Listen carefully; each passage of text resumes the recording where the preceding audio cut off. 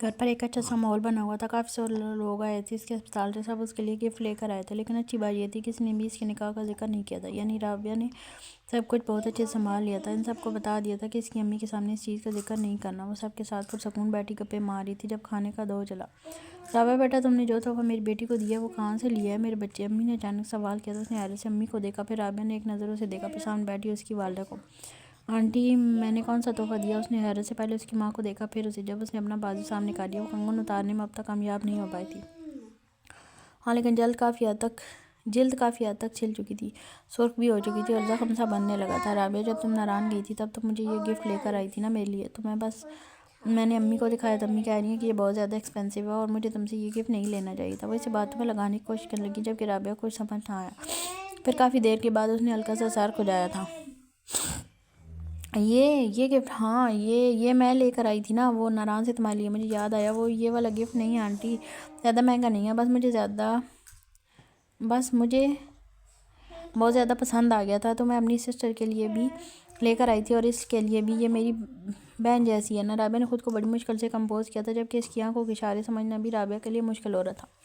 और ये तो बहुत खूबसूरत है राबिया, तुम माली ऐसा लेकर क्यों नहीं आई? सामने बैठी नताशा ने कहा, तो उसने घूर कर नताशा को देखा था। वो दरअसल ये वाला गिफ्ट मैंने बेला के लिए पसंद किया था ना, इसलिए उसे ला कर दिया। ये ऐसी एंटीक चीज़ें पसंद करती है ना जो थोड़ी पुराने ज़माने की लगती हूँ, थोड़ा भारीपन आता हो, इसलिए मैंने ये तोहफा लिया था उसके लिए। अगर तुम मुझे बता देती कि तुम्हें इस तरह की चीज़ें पसंद हैं तो मैं भी तुम्हारे लिए भी कुछ ऐसा ही लेकर आती। उसने नताशा को देखते हुए कहा था, जो कुछ हद तक नाराज़ लग रही थी। जो भी था, बेला से कहीं ज़्यादा दोस्ती उसके साथ थी।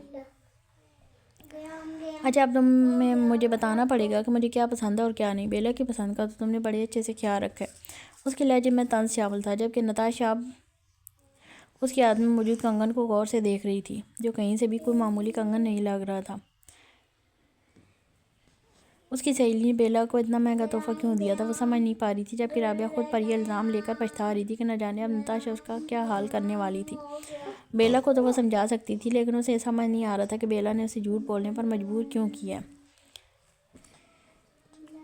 किसने दिया है उसे ये, तो जिसके बारे में वो अपने घर पर नहीं बताना चाहती थी? यह सवाल उसके दिमाग में आया। फिर अचानक ही ख्याल उस डाकू की तरफ चला गया था जिसने उसके साथ निकाह किया था। लेकिन वो निकाह वाली बात बाहर नहीं लाना चाहती थी, और ये बात कल रात ही उसने मिन्नतें करके फ़ोन पर उसे समझाई थी। जिसके बाद उसने सुबह हॉस्पिटल में आते ही सारी पुलिस को बताया था कि बेला के घर में ये बात नहीं पता चलनी चाहिए कि उसका निकाह हो चुका है। ये उसके भाई और भाभी के अलावा कोई नहीं जानता, और उसकी अम्मी इस वक्त इस तरह का कोई झटका बर्दाश्त करने की कंडीशन में नहीं है। जिस पर सारे ही डॉक्टर ने पूरी तरह से कोऑपरेट करने की हामी भर ली थी, लेकिन यहाँ आकर उसे कोई और इम्तिहान देना पड़ेगा, ये तो उसे अभी ही पता चला था।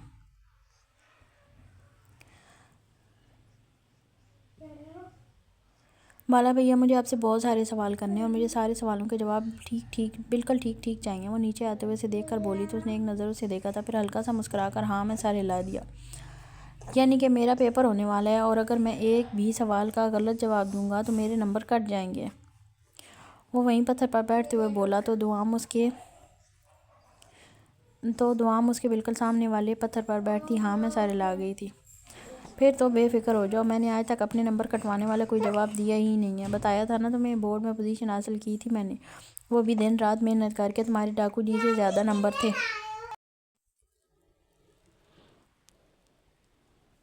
तुम्हारे डाकू जी से ज़्यादा नंबर थे मेरे। वो इसे छेड़ते हुए बोला, तो दुआम हल्का सा मुस्कुराई। ठीक है, तो इसका मतलब है मैं आपसे जो भी सवाल करूँगी आप मुझे उसका ठीक ठीक जवाब देंगे, ना कुछ छुपाएंगे और ना ही कोई बहानेबाजियाँ करेंगे। वैसे देखते हुए अब ज़रा सीरियस अंदाज में बोली, तो इसके अंदाज पर बाला थोड़ा हैरान हुआ। तो उसे लग रहा था जैसे वो कोई ऐसा सवाल करना चाहती है जिसका जवाब बाला के लिए मुश्किल होने वाला है। मुझे अपने डाकू जी के बारे में सब कुछ जानना है। उनकी ज़िंदगी में क्या हुआ, उनकी ज़िंदगी कैसी थी, कौन था उनकी ज़िंदगी में, उनके वालिदैन कैसे थे, उनकी बहन कैसी थी, उनके रिश्ते इनसे कैसे दूर हुए, मुझे सब कुछ जानना है। उसे देखते हुए बोली, तो बाला ने गहरी नज़र से देखा था, फिर हल्का सा मुस्कुराया। पूछो, क्या पूछना चाहती हो? मैं तुम्हारे सारे सवालों का बिल्कुल ठीक जवाब दूंगा, तुम्हारे हर सवाल का बिल्कुल ठीक ठीक जवाब दूंगा, पूरे पूरे नंबर हासिल करूंगा। वो हल्का सा मुस्कुराकर बोला। पार्टी बहुत अच्छे से हो गई थी। वो लोग डिनर करके ही गए थे जब बेला सबको दरवाजे तक छोड़ते हुए वापस आने लगी। तो रेहान को सामने खड़े देखा था। वो ज़्यादा उनकी महफिल में नहीं बैठा था और न ही वो ज़्यादा इसके दोस्तों के पास आता जाता था। وہ اپنی پارٹی انجوائے کر رہی تھی جب کہ رباب بھی کافی خوش تھی، لیکن یقیناً ان کے بیچ ہوتی گفتگو کی آواز ریان کے کمرے میں جا رہی تھی۔ آج خاص اس کے لیے اس نے چھٹی کی تھی، بلکہ اوپر چھٹی بھی نہیں کی تھی، بس تھوڑی دیر کے لیے گیا تھا اور پھر بلکہ پوری چھٹی بھی نہیں کی تھی، تھوڑی دیر کے لیے گیا تھا، واپس آ گیا تھا۔ اور صبح ہی وہ اسے خوب تنگ کر رہا تھا، لیکن اب جس انداز میں اس کے سامنے کھڑا تھا بیلا کو کچھ پریشانی محسوس ہوئی۔ آپ یہاں کیوں کھڑے ہیں بھائی؟ جلدی سے اندر چلیے نا، آپ نے کچھ نہیں کھایا، آئیے ڈنر کر لیجیے۔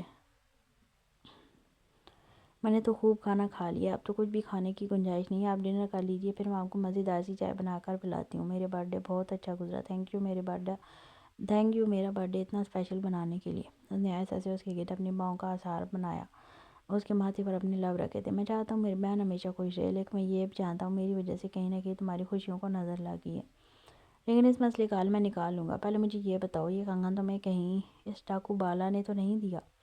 وہ پریشانی سے پوچھنے لگا تھا، جس پر اس نے حیرانگی سے اپنے بھائی کو دیکھا۔ اسے کیسے اندازہ ہوا تھا؟ وہ نہیں جانتی تھی، ہاں، لیکن وہ اسے جھوٹ نہیں بول سکتی تھی۔ اس نے ہاں میں سر لا دیا تھا، اس کے علاوہ وہ کاری کیا سکتی تھی؟ اسی نے دیا، کل رات وہ یہاں آیا تھا ہمارے گھر میں، اس نے زبردستی مجھے یہ کنگن پہنایا اور میں صبح سے اسے اتارنے کی ہر ممکن کوشش کر چکی ہوں، لیکن یہ میرے ہاتھ سے نکل ہی نہیں رہا۔ میری جان کا عذاب بنتا جا رہا ہے، میں اس کا فون نہیں اٹھاتی ہوں تو اسپتال آ جاتا ہے، اور اگر اسپتال سے جان چھڑا کر گھر پر بیٹھتی ہوں تو گھر آ جاتا ہے۔ میری زندگی کو عذاب کر دیا اس نے۔ بھائی کچھ کریں، میری جان چھڑوائیں اس سے۔ پہلے وہ نکاح کر کے راضی نہیں تھا تو مجھے لگا میرے لیے اتنا بڑا مسئلہ نہیں بنے گا، لیکن ہر گزرتے لمحے کے ساتھ مجھے اپنی زندگی عذاب محسوس ہو رہی ہے۔ وہ شخص میری جان کو آ گیا، کل رات وہ مجھے اپنی ماں کا یہ کنگن پہنا کر گیا ہے، جسے میں اتارنے کی ہر ممکن کوشش کر چکی ہوں، لیکن میرے ہاتھ سے ہی نہیں نکل رہا۔ وہ ایک دفعہ پھر سے اپنے زخمی ہاتھ کو دکھانے لگی تو ریان نے اس کا ہاتھ تھام لیا۔ ریلیکس ہو جاؤ بیلا، پلیز، پینک مت ہو، میں کچھ کرتا ہوں، بات کرتا ہوں اس سے۔ میرے خیال میں یہ معاملہ غصے سے حل نہیں ہو سکتا، مجھے اسے نرمی سے بات کرنی ہوگی، اسے سمجھانا ہوگا کہ یہ سب کچھ ہمارے لیے آسان نہیں ہے۔ امید تو نہیں ہے کہ وہ میری بات کو سمجھے، لیکن ایک کوشش کرنے میں کوئی حل ہی نہیں۔ میں سردار سے بات کروں گا۔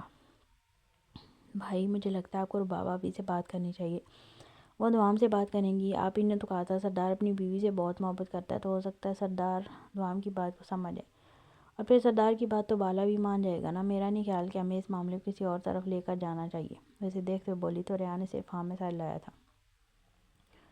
وہ ٹھیک کہہ رہی تھی، جس طرح وہ معاملے کو غصے میں حل کرنے کا سوچ رہے تھے، اس طرح یہ معاملہ حل نہیں ہونا تھا۔ آرام سکون سے بیٹھ کر ہی اس مسئلے کا کوئی حل نکلنا تھا۔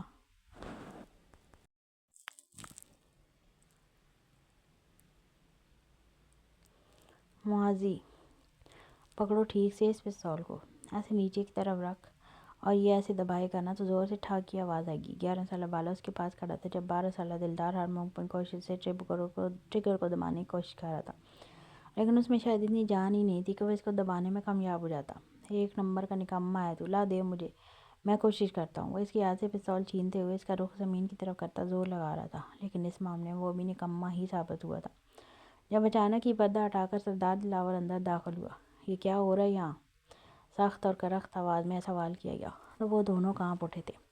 بابا وہ کیا؟ یہ میری پستول تم لوگ چرا کر لے کر آئے ہو یہاں؟ وہ غصے سے دہاڑا، جبکہ بالا جو پستول پیچھے چھپانے کی کوشش کر رہا تھا فوراً ہی اس کے ہاتھ سے پستول چھوٹ کر زمین پر گری تھی، جب اچانک ہی یوسف نے آگے بڑھتے ہوئے ایک زوردار تھپڑ بالا کے منہ پر لگا چکا تھا۔ ابا! وہ چیخ کر زمین پر گرا تھا، جبکہ اپنے دوست کی حالت پر پریشان ہوتا دلدار بھی پیچھے ہٹتے ہوئے اسے دیکھنے لگا تھا۔ سردار تمہاری پستول یہ رہی، ان دونوں نے ہی چوری کی تھی اور ان دونوں کو سزا ہوگی۔ یوسف نے دونوں کو خونخوار نگاہوں سے دیکھا تھا۔ ہاں سزا تو ہوگی انہیں، کیونکہ انہیں یہ بات سمجھ میں نہیں آ رہی کہ ان کی دنیا پستول، بندوقوں اور ڈکیتی سے دور ہے۔ سردار غصے سے بولا تو دلدار نے ایک نظر اسے دیکھا تھا، پھر اٹھ کر کھڑا ہوتا اس کے سامنے آ گیا۔ کیوں بابا کیوں؟ ہماری زندگی الگ کیوں ہے؟ آپ ڈاکو ہیں، ڈکیت ہیں تو ہم آپ کی اولاد ہیں، ہم ویسے کیوں نہیں جیسے آپ ہیں؟ کیوں ہمیں کتابیں پکڑائی جا رہی ہیں؟ کیوں یہ قلم ہمارے ہاتھ میں تھمائے جا رہے ہیں؟ ہم نے دیکھا اس قبیلے میں کوئی اور آپ کے یہ یوسف چچا کی طرح اپنے بچوں کو تعلیم دلوا رہا ہے؟ ہمارے سر پر پڑھائیاں ڈال کر آپ لوگ ہمیں ہمارے اصل سے دور کر سکتے ہیں۔ آپ ڈکیت ہیں تو آپ کی اولاد بھی ڈکیت۔ چٹاخ! وہ ابھی بول ہی رہا تھا جب اچانک سردار کا ہاتھ اڑتا اس کے رخسار پر جا لگا تھا۔ اس سے پہلے کہ وہ زمین پر گرتا، سردار نے اسے قابو کرتے ہوئے اگلے ہی لمحے گھسیٹ کر باہر قبیلے کی طرف قدم بڑھائے تھے، جبکہ پیچھے یوسف اپنے بیٹے بالا کو بھی گھسیٹ کر لا رہا تھا۔ سردار سائیں یہ کیا کر رہے ہیں آپ؟ ظاہرہ تیزی سے آگے ہوئی تھی۔ اپنے معصوم بچے کو اس طرح سے گھسیٹتے باہر لانے پر وہ تڑپ کر اسے اپنے اثار میں لے چکی تھی، جبکہ پیچھے سے بالا کو بھی اس نے پکڑ کر اپنے قریب کھینچ لیا تھا، کیونکہ صدف یہاں باہر نہیں تھی۔ یقیناً اپنے بیٹے کی حالت پر وہ بھی تڑپ اٹھتی۔ اتنی سی عمر میں ڈکیتیاں شروع کر دی ہیں تمہاری اولاد نے۔ کیا کہا تھا تم نے؟ اسے پڑھانا چاہتی ہو، بڑا افسر بنانا چاہتی ہو، تم چاہتی ہو تمہارا بیٹا ڈکیتیاں نہ کرے بلکہ فوج میں جائے، تو تم دیکھ لو اپنے بیٹے کی حالت۔ ابھی سے ڈکیتیاں کرنا شروع کر دیا۔ میرے کمرے سے میری پستول اٹھا کر اس خیمے میں لے کر گیا تھا اور دونوں اسے چلانے کی کوشش کر رہے تھے۔ کیا کہہ رہی تھی تم؟ بیگم مر جاؤں گی لیکن اپنے بچے کو چوری ڈکیتی سے دور کروں گی۔ تو کیوں نہیں کر رہی ہو دور؟ تم تو اپنے بچے کو پڑھانا چاہتی تھی نا، کیا پڑھا رہی ہو تم؟ جواب دو مجھے۔ وہ غصے سے اسے دیکھتے ہوئے بولا تو ظاہرہ نے سر جھکا کر اپنی اولاد کو دیکھا تھا۔ تمہارا بیٹا زبان دراز ہو گیا ہے، کہتا ہے اگر اس کا باپ ڈکیت ہے تو وہ ڈکیت کیوں نہیں، وہ اپنا مقابلہ اس قبیلے کے باقی لوگوں کے بچوں سے کرتا ہے جو ہے وہ اپنی اولاد کو وہی بنانا چاہتے ہیں۔ اس نے قبیلے میں موجود کئی لوگوں کو دیکھتے ہوئے کہا، جن میں سے کچھ لوگ سینہ تانے کھڑے تھے تو کچھ لوگوں کی نگاہیں اس بات پر جھک رہی تھی کہ ان کی اولاد بھی اندھیرے میں نکل رہی تھی۔ تو یہ قصور آپ کا ہے سردار، اس قبیلے کے سردار آپ ہیں۔ ان بچوں کے ہاتھ میں کتابیں پکڑانے کے بجائے کیوں بندوقیں پکڑائی جا رہی ہیں؟ اس کی جواب دہ میں نہیں، آپ ہیں۔ میرا بچہ جو دیکھ رہا ہے وہ کر رہا ہے، بالا اور دلدار جو دیکھ رہے ہیں اس طرف جا رہے ہیں۔ اگر میں انہیں روکنے کی کوشش کرتی بھی ہوں تو جب تک کامیاب نہیں ہو سکتی جب ان کے سامنے یہ چیزیں ہٹاؤں گی نہیں۔ یہ بچے بچوں کے بیچ میں رہ کر بگڑ رہے ہیں، تو یہ آپ کا فرض ہے کہ آپ کے قبیلے کے بچے کیوں اندھیرے میں جا رہے ہیں۔ ان پر سوال اٹھانے سے پہلے خود پر سوال اٹھائیے۔ وہ دلدار اور بالا دونوں کے چہروں پر تھپڑوں کے نشان دے چکی تھی۔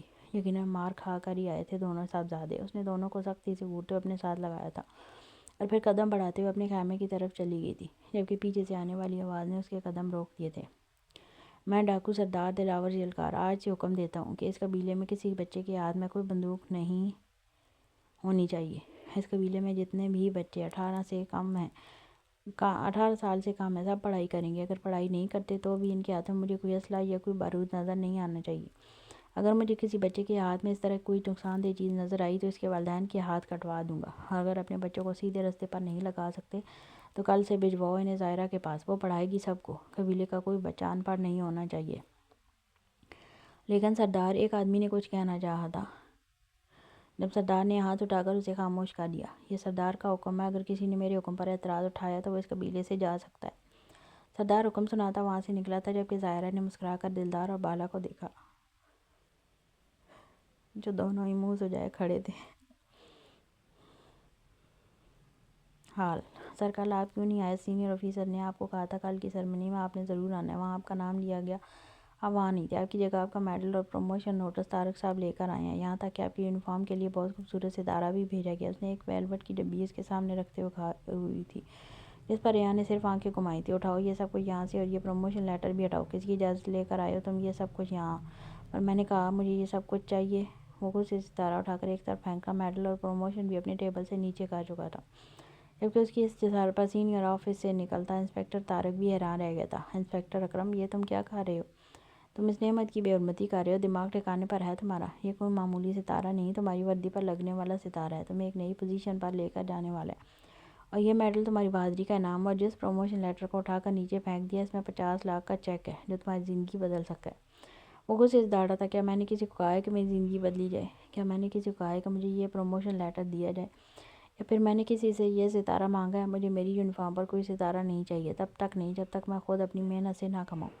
اور یہ میڈل اس کو پہنائیں جس نے یہ کام کی ہے، یہ میری چیز نہیں ہے۔ اور پلیز، جب میں نے کہہ دیا ہے کہ مجھے اس طرح کسی سرمنی میں شامل نہیں ہونا تو اب بار بار کل مجھے کال کیوں کرتے رہے؟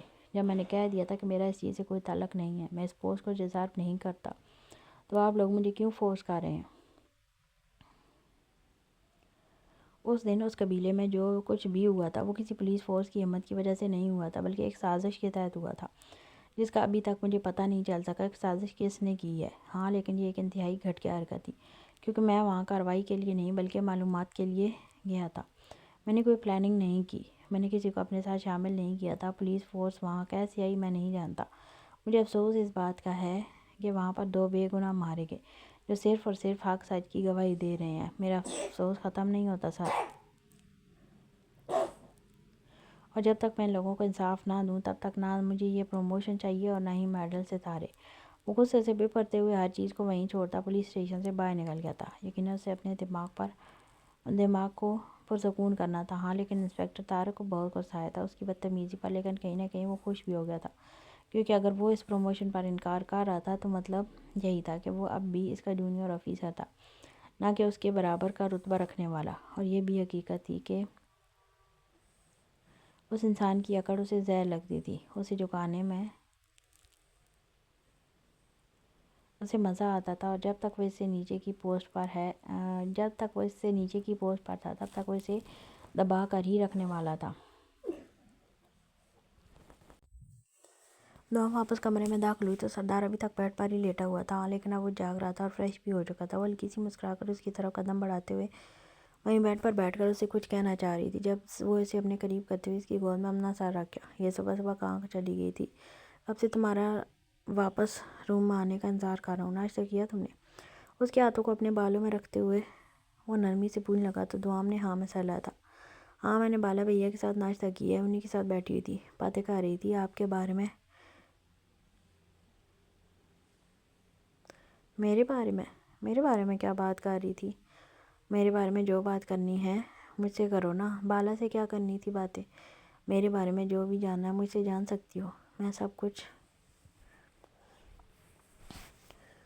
کچھ بتاؤں گا۔ وہ اس کے ہاتھوں کی ہتھیلیوں کو کھول کر اس کی لکیروں پر اپنی انگلی پھیرتے ہوئے کافی مصروف لگ رہا تھا۔ میں ان سے آپ کے بچپن کے بارے میں پوچھ رہی تھی، آپ کے بابا کافی سخت طبیعت کے تھے، تھوڑا سا بتایا انہوں نے، پھر کوئی مہمان آ گیا، ان سے ملنے کے لیے گئے تو میں اوپر آ گئی۔ کیا اس نے کیا بتایا؟ میرے ابا سخت طبیعت کے تھے؟ وہ اچانک اٹھ کر بیٹھتے ہوئے بولا، اس کے لبوں پر ہلکی سی مسکراہٹ تھی، جیسے اسے بالا کی بات غلط لگی ہو، لیکن کچھ حد تک اس بات میں صداقت ہو۔ اس نے ہاں میں سر ہلایا تھا، جبکہ اس طرح ایکسائٹڈ ہو کر وہ اٹھ کر بیٹھا تھا۔ دعا بھی ایکسائٹڈ ہو گئی تھی۔ ارے بکواس کرتا ہے، میرے بابا بہت اچھے تھے، بہت پیارے تھے، مجھ سے بہت پیار کرتے تھے، بہت بہت بہت زیادہ پیار کرتے تھے۔ ماضی دلدار میرا کاکا سائیں، اچھا کھانا تو کھا لے۔ وہ پیار سے اس کے بالوں کو چومتے ہوئے اسے منا رہا تھا، جبکہ وہ سرمگوشہ اپنے باپ کی کسی بات کو اہمیت نہیں دے رہا تھا۔ اس کے گال پر اب تک تھپڑ کا نشان تھا۔ کوئی کاکا واکا نہیں ہوں میں، جب تھپڑ مارے تھے تب نہیں یاد آیا نا اپنا کاکا؟ اب آ گئے چھوٹا موٹا لاڈ کرنے کے لیے، چلے جائیں یہاں سے، مجھے اپنی پڑھائی کرنی ہے، بہت سارا سبق دیا ہے اس عورت نے مجھے۔ وہ غصے سے بولا تو ظاہرہ جو اس کی پلیٹ لیے سر پر کھڑی تھی گور کا دلاور کو دیکھنے لگی تھی، جو ہلکا سا مسکرایا۔ ارے کون سی عورت کے بارے میں بات کر رہے ہو؟ وہ جس انداز میں بولا تو سردار کو شک ہوا کہ وہ کسی اور کی ہی بات کر رہا ہے، اپنی ماں کے بارے میں نہیں۔ وہی عورت جیسے آپ اپنی بیوی کہتے ہیں۔ اتنا ڈانٹا مجھے، کان بھی مروڑا میرا۔ وہ سیدھا ہوتے ہوئے بتانے ہی لگا تھا جب اپنے سر پر کھڑی اپنی ماں کو دیکھتا میز نیسی شکل بنا گیا۔ میں تمہاری بھلائی چاہتی ہوں میرے بچے، میں کوئی دشمن تھوڑی ہوں تمہاری۔ میں نے تمہیں ڈانٹا تھا کہ باقی سارے قبیلے کے بچے بھی اچھے سے پڑھائی کریں۔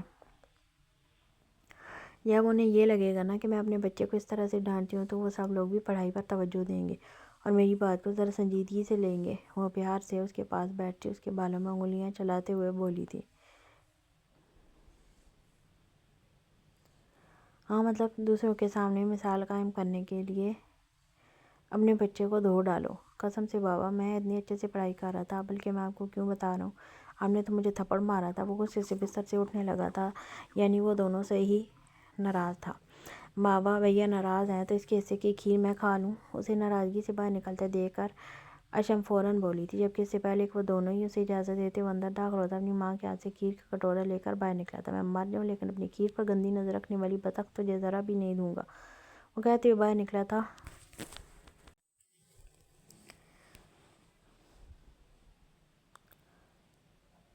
جبکہ وہ اگلے لمحے اس کے پیچھے دوڑ گئی، جبکہ ظاہرہ اور سردار ایک دوسرے کو دیکھ کر ہنس دیے تھے۔ وہ نوٹ کر رہی تھی کہ اپنے ماں باپ کا ذکر کرتے ہوئے مسلسل مسکراتا رہا تھا۔ اس وقت بھی وہ دونوں ندی پر بیٹھے تھے، جبکہ سردار اسے اپنے بچپن کے قصے سنا رہا تھا۔ اس کے لبوں پر مسلسل ایک مسکراہٹ تھی، اپنے ماں باپ کو یاد کرتے ہوئے۔ اس کی خوشی کوئی انتہا نہیں تھی۔ سامنے ہاتھ میں پکڑے پیکٹ سے مچھلیوں کو خوراک ڈالتے ہوئے وہ اسے یہ بھی بتا رہا تھا کہ وہ بچپن سے یہ کام کرتا آیا ہے۔ میرے بابا کو بہت پسند تھا جب میں ان مچھلیوں کو کچھ کھانے کو دیتا تھا، میں اپنا سارا بچا کر لاتا تھا، کیونکہ مجھے لگتا تھا اللہ نے ان لوگوں کا کھانا میرے کھانے میں ڈال دیا، اس لیے میرے پاس زیادہ خوراک آ جاتی ہے۔ مجھے پھر دیکھتے ہوئے اشم بھی یہی کام کرنے لگی، اسے بھی اچھا لگتا تھا۔ وہ اتنے ننھے ہاتھوں سے ان مچھلیوں کی بھوک مٹاتی تھی۔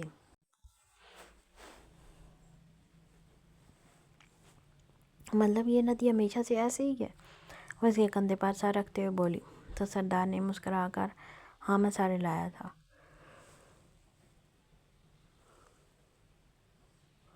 ہاں یہ ندی ہمیشہ سے ایسے ہی ہے اور اس ندی کے ساتھ جڑی ہوئی یادیں بھی ایسی ہی ہیں، اور یہیں پر ہم بھی اپنی بہت ساری یادیں بنائیں گے۔ ہمارے بچے بھی یہیں آیا کریں گے جس طرح میں اور میری بہن سارا دن یہاں وقت گزارتے تھے، بالکل اسی طرح ہمارے بچے بھی گزارا کریں گے۔ وہ نرمی سے اس کا ماتھا چومتے ہوئے بولا۔ تو دوام کی مسکراہٹ مان سی پڑ گئی تھی۔ کیا ہوا؟ یہ چہرہ مرجھا کیوں گیا؟ وہ اسے اچانک پریشان دیکھتے ہوئے پریشان ہو گیا تھا، جبکہ دوام کی آنکھوں میں نمی اسے مزید الجھن میں مبتلا کر گئی تھی۔ اس کا چہرہ اپنی طرف کرتے ہوئے اس نے حیرت سے اسے دیکھا تھا۔ وہ تو اتنی پیاری باتیں کر رہے تھے، پھر اس کی آنکھوں کی نمی۔ ڈاکو جی میں بہت بری ماں ہوں، میں ایک نہ تو اپنی اچھی بیوی بن سکی اور نہ ہی ایک اچھی ماں، میں ایک عورت بھی نہیں بن سکی، میں اپنے بچے کی حفاظت نہیں کر سکی، میں آپ کی امانت کی حفاظت نہیں کر سکی، آپ کے بچے کو اس دنیا میں لا نہیں سکی۔ مجھے تو پتہ بھی نہیں کس طرح سے کچھ ہو جائے گا۔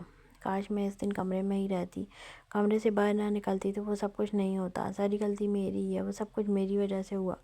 آج ہم اب تک بے اولاد ہیں تو صرف اور صرف میری اس غلطی کی وجہ سے، ورنہ اب تک تو ہم اپنے بچے کا انتظار کر رہے ہوتے۔ وہ اس کے کندھے پر سر رکھتے ہوئے رو دی تھی۔ اگر آج وہ بات باہر آ ہی گئی تھی جو سردار نہیں لانا چاہتا تھا، وہ اس ٹاپک کو نہیں چھیڑنا چاہتا تھا کیونکہ وہ جانتا تھا یہ ٹاپک اس کی تکلیف کی وجہ بنے گا۔ سجن سائیں اس طرف دیکھو، دیکھو میری طرف، کیا تمہیں میری آنکھوں میں کوئی گلہ نظر آتا ہے؟ کیا میں نے تم سے کوئی شکوہ کیا؟ کیا میں نے تم سے یہ کہا کہ تمہارا کوئی قصور ہے؟ وہ اللہ کی امانت تھی، اللہ نے لے لی۔ ہاں میں جانتا ہوں کچھ غلطیاں ہماری بھی ہیں، لیکن ابھی اگر اللہ نے ہی ہمارے مقدر میں صاحب اولاد ہونا نہیں لکھا تو پھر اس کی مرضی کے بنا بھلا کچھ کیسے ہو سکتا ہے؟ بے شک ہر چیز میں اللہ کی مصلحت ہوتی ہے۔ اگر وہ ہماری اولاد اس دنیا میں آ بھی جاتی اور پھر کس وجہ سے چھن جاتی تو سوچو اس کا تکلیف کا کوئی ازالہ نہ ہوتا۔ ابھی ہم صبر کر لیں گے، آنے والی اولاد کا انتظار کر لیں گے، اللہ کی طرف سے پھر سے رحمت کے منتظر ہو جائیں گے۔ لیکن اگر وہ اولاد ہمارے پاس آ جاتی، ہمیں اس کی عادت ہو جاتی، ہم اسے دیکھ لیتے تو یقین کرو صبر کرنا مشکل ہو جاتا۔ اس لیے جو بھی ہوا بھول جاؤ، آگے بڑھو، اس طرح کے معاملوں میں ہمارا کوئی زور نہیں ہے۔ جو ہوا سو ہوا۔ خیر میں تمہیں اپنے بابا کے بارے میں بتا رہا تھا، تمہیں معلوم ہے اشم پڑھائی میں کتنی کمزور تھی۔ ویسے تو میں کوئی لائق فائق بچہ نہیں تھا، لیکن اشم کا تو الگ ہی لیول تھا، اتنی نالائق تھی، سب لوگ اسے باری باری پڑھاتے تھے لیکن مجال تھی کوئی بھی لفظ اس کے دماغ میں جا پاتا۔ امی تو کہا کرتی تھی اس کو سبق گھول کر پینا پڑے گا تبھی اسے کچھ یاد ہوگا، ورنہ ممکن ہی نہیں وہ کچھ کر لے۔ وہ ایک دفعہ پھر سے ماضی خوبصورتی میں کھونے لگا تو دوام بھی اس کے چہرے کو دیکھ لگی جہاں ایک گہرا سکون تھا۔ ماضی، ٹھیک سے پڑھو، تمہارے نخرے دن بدن بڑھتے جا رہے ہیں، ایک لفظ ٹھیک سے یاد نہیں کرتی ہو تم۔ ادھر دیکھو تمہارا بھائی کیسے محنت کر رہا ہے،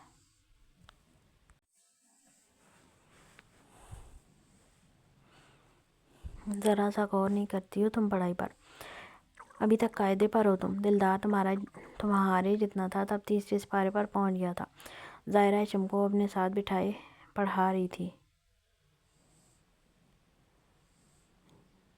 جبکہ وہ پڑھائی پر کم باقی چیزوں پر زیادہ غور کرتی تھی۔ اس کا دھیان ہی نہیں جاتا تھا پڑھائی کی طرف، حالانکہ سردار کی لاڈلی ہونے کی وجہ سے اس پر غصہ ذرا کم ہی کیا جاتا تھا۔ وہ تو پورے قبیلے کی ہی جان تھی، ہر کوئی اس سے بہت محبت سے پیش آتا تھا کیونکہ سب کو پتہ تھا سردار کی اس میں جان بسی ہے، اور اگر اس کے معاملے میں سردار کبھی کبھار ظاہرہ پر بھی غصہ کر جاتا تھا اس لیے وہ اسے بالکل بھی نہیں ڈانٹتی تھی، لیکن کبھی کبھی پڑھائی کے دوران وہ سختی کر جاتی تھی، جس طرح ابھی وہ اس پر سختی کر رہی تھی اور منہ بنا کر بیٹھ گئی تھی۔ نخرے مت کرو، سیدھی طرح سے پڑھائی کرو، پڑھائی کے معاملے میں میں نے تمہارے بھائی کو نہیں چھوڑا تو تمہیں کیوں چھوڑوں گی؟ اپنی پڑھائی پر دھیان دو، آج تمہارے بھائی کا رزلٹ آنے والا ہے، نہ جانے اس کا رزلٹ کیا بنے گا، پھر آگے میٹرک میں تو اور بھی زیادہ مسائل پیدا ہو جائیں گے۔ وہ کافی پریشانی میں تھی اور وہ چاہتی تھی اس کے بچے پڑھیں لکھیں، لیکن قبیلے میں پڑھائی کروانے کے بعد پرائیویٹ پیپر دلوانا اپنے آپ میں ہی ایک مشکل کام تھا، جبکہ وہ چاہتی تھی قبیلے کے سارے بچے ہی پڑھ لے کر کچھ نہ کچھ بن جائیں، ڈکیتی کی طرف نہ جائیں جو ان کے بڑے بزرگوں نے مجبوری خاطر کام کیا، ان کا پیشہ نہ بن جائے، ان کا خاندان نہ بن جائے۔ وہ اپنی ساری پڑھائی انہیں بچوں پر لگا رہی تھی، دن رات محنت کر رہی تھی، صرف بچوں پر نہیں بلکہ قبیلے کے سارے بچوں پر۔ وہ انہیں بٹھا کر پڑھاتی، پھر ان کے پرائیویٹ پیپر بھی دلواتی تاکہ ان کا کچھ نہ کچھ بن جائے۔ کہنے کو اس قبیلے میں آئے ہوئے 13 برس گزر چکے تھے، 13 برس پہلے اس کے اپنے ہی سگے بھائی نے اسے اس کے جیٹھ کے ہاتھوں بیچ دیا تھا۔ وہ دن بھولنے والا نہیں تھا۔ وہ 3 بھائیوں کی اکلوتی بہن تھی، بھائیوں کی جان تھی، سارے ہی بھائی اس سے بے تحاشا محبت کرتے تھے۔ ان بہن بھائیوں میں بہت محبت تھی، لیکن وقت کے ساتھ حالات نے انہیں بہت بری حالات میں پہنچا دیا تھا۔ پھر جب یہ بات کھل کر سامنے آئی تھی کہ ان کے دونوں بڑے بھائی در حقیقت اس کے سگے بھائی نہیں بلکہ اس کے ابا کی پہلی شادی میں سے 2 اولادیں ہیں، تو سب کچھ بدلنے لگا تھا۔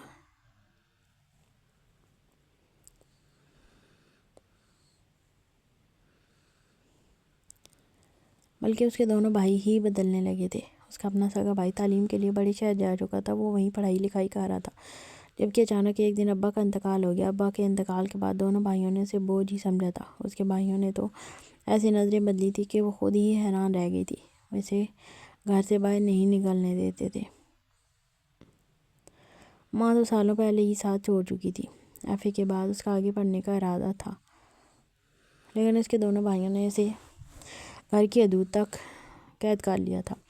رضوان خود بھی آ کر پریشان ہو جاتا کہ آخر دونوں بڑے بھائی اس کی بہن کے ساتھ کیا کر رہے ہیں، لیکن وہ بھی ان دونوں سے چھوٹا تھا، اس کے خلاف آواز نہیں اٹھا سکتا تھا۔ اور پھر اچانک ایک دن وہ پانی بھرنے گئی تو وہاں پر ایک ڈکیت کی نظر اس پر پڑ گئی۔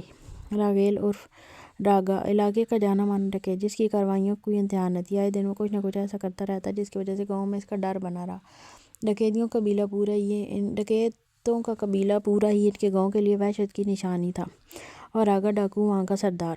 اسے کنویں پر پانی بھرتے دیکھ کر وہ اس پر ایسا عاشق ہوا کہ سیدھا اس کے گھر پر آ پہنچا۔ اس کے دونوں بھائی آج کل بے روزگار تھے، ایسے میں راگا ڈاکو نے جس طرح آ کر ان کے سامنے نوٹ اور زیورات پھینکے تھے وہ حیران رہ گیا تھا۔ اس نے ان ساری چیزوں میں اپنے چھوٹے بھائی کو بھی شامل نہ کیا تھا۔ اسی دن جب راگا ڈاکو اس کے سامنے پیسوں کا انبار لے کر آیا، اسی دن اس نے بنا سوچے سمجھے اپنی سوتیلی بہن کو ان کے حوالے کر دیا تھا۔ ظاہرہ صرف 16 سال کی تھی۔ ایسے میں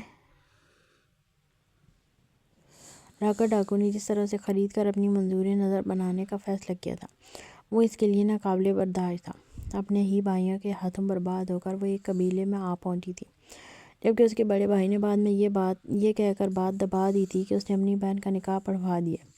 رضوان تو 4 سال تک اسے ہر طرف تلاش کرتا رہا تھا کہ آخر اس کی بہن غائب کہاں ہوئی ہے، کہ جبکہ دوسرے بھائی کو تو پیسہ مل گیا تھا، اسے اور کیا چاہیے تھا۔ اتنی بڑی رقم اس کے ہاتھ آ گئی تھی۔ وہ زمانہ ہی ایسا تھا جہاں ایک 100 روپے کے نوٹ کی اہمیت خون سے زیادہ تھی۔ تو راگا ڈاکو تو ان پر 6,75,000 کی رقم ڈال کر گیا تھا۔ ان لوگوں نے واپس جاننے کی کوشش نہ کی کہ ان کی بہن کس حال میں ہے یا پھر کس طرح جی رہی ہے۔ ہاں، لیکن رضوان اپنے بھائیوں پر اس معاملے میں یقین نہ کر پایا تھا۔ حوالدار کی یونیفارم لگتے ہی اس نے اپنے پاور کا استعمال کیا تھا، جس میں وہ بس یہی جان پایا تھا کہ اس کی بہن ڈکیت قبیلے کے ڈاکو سردار دلاور کی بیوی ہے۔ حالانکہ معلومات کے مطابق اس کے بھائیوں نے تو یہ بتایا تھا کہ وہ راگا کے ساتھ نکاح کر کے یہاں سے بھیجی گئی ہے، تو پھر وہ کسی اور کے نکاح میں کیسے آئی؟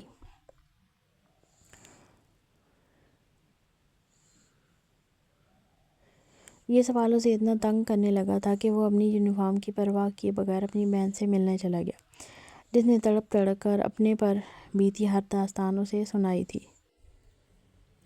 وہ بغاوت کرنا چاہتا تھا، اپنی بہن کو ان سب چیزوں سے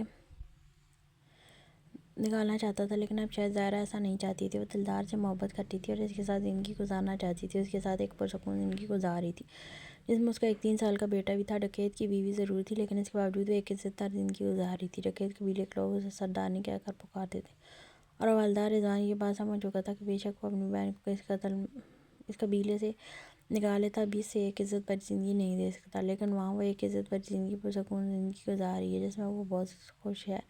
یہی وجہ تھی کہ رضوان نے اسے اس کے حال پر چھوڑ دیا، اور اب 13 سال گزر جانے کے بعد وہ اسی قبیلے کی سردارنی تھی، یعنی کہ اس قبیلے کے سردار دلاور کی بیوی۔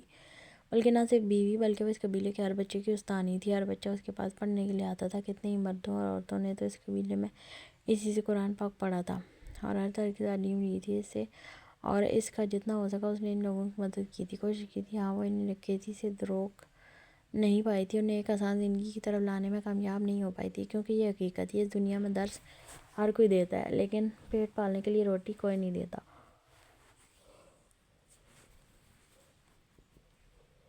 اور ان لوگوں کو روٹی چاہیے تھی۔ یہاں محنت کش کے ساتھ کیا سلوک ہوتا ہے اس سب کی آنکھوں کے سامنے تھا۔ ہاں، اس نے ان سب کو بتایا تھا کہ وہ غلط کام کرتے ہیں جس کا حساب ہوگا، لیکن بے شک حساب کرنے والا اور انصاف کرنے والا بے نیاز تھا۔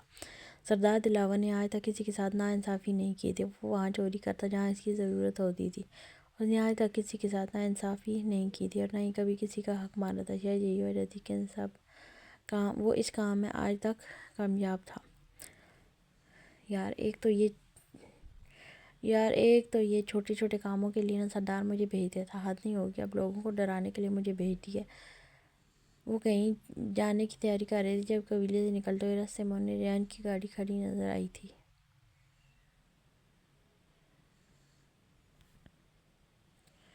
مر گئی، یہ تمہارا سالہ راستے میں کیا کر رہا ہے؟ ایک دم کالی بلی ہے، منحوس کہیں کا، اب کچھ نہ کچھ برا ہوگا، جمرو نے اس کی طرف دیکھتے ہوئے کہا، جبکہ ارادہ تو گھوڑے کی لگامیں کھینچ کر وہیں سے پلٹ جانے کا تھا، لیکن بالا پلٹ کر نہیں جانا چاہتا تھا۔ چل کوئی بات نہیں، آجا اس کی نحوست چیک کر لیتے ہیں، پتہ تو چلے کمینہ کہنا کیا چاہتا ہے، ویسے بھی اس سے اور بھی حساب نکلتے ہیں۔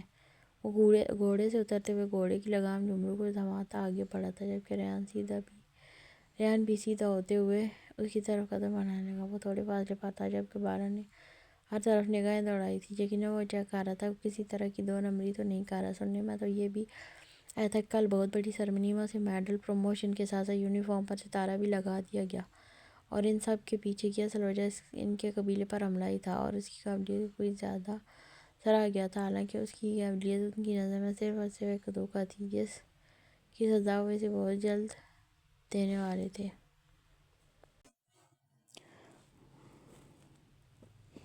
بالا، مجھے تم سے ضروری بات کرنی ہے، اس لیے میں تمہارے راستے میں اس طرح سے آیا ہوں، ورنہ یقین جانو نہ تو میں تمہارے منہ لگنے کا خواہش مند ہوں اور نہ ہی تمہاری شکل دیکھنے کا۔ وہ اسے دیکھتے ہوئے بولا تھا، جب بالا نے ایک دفعہ پھر سے نظریں ہر طرف گھمائی تھیں۔ ہر پہاڑ کی چوٹی لے کر اس نے کنارے تک چیک کیا تھا، دور دور تک کوئی پولیس والا نظر نہیں آ رہا تھا۔ کوئی بھی نہیں ہے بالا یہاں پر، سوائے میرے، اور میں یہاں صرف تم سے بات کرنے آیا ہوں۔ بات بیلا کے ریلیٹڈ ہے، اسی لیے میں اکیلے آیا ہوں، اور اس معاملے میں ویسے بھی کسی کو شامل نہیں کرنے والا۔ شامل تو میں نے پچھلی دفعہ بھی کسی کو نہیں کیا تھا، وہ محض ایک غلط فہمی ہے جو جڑ پکڑ چکی ہے۔ ہاں، لیکن میں چاہتا ہوں کہ تم ایک دفعہ میری بات کو سن لو۔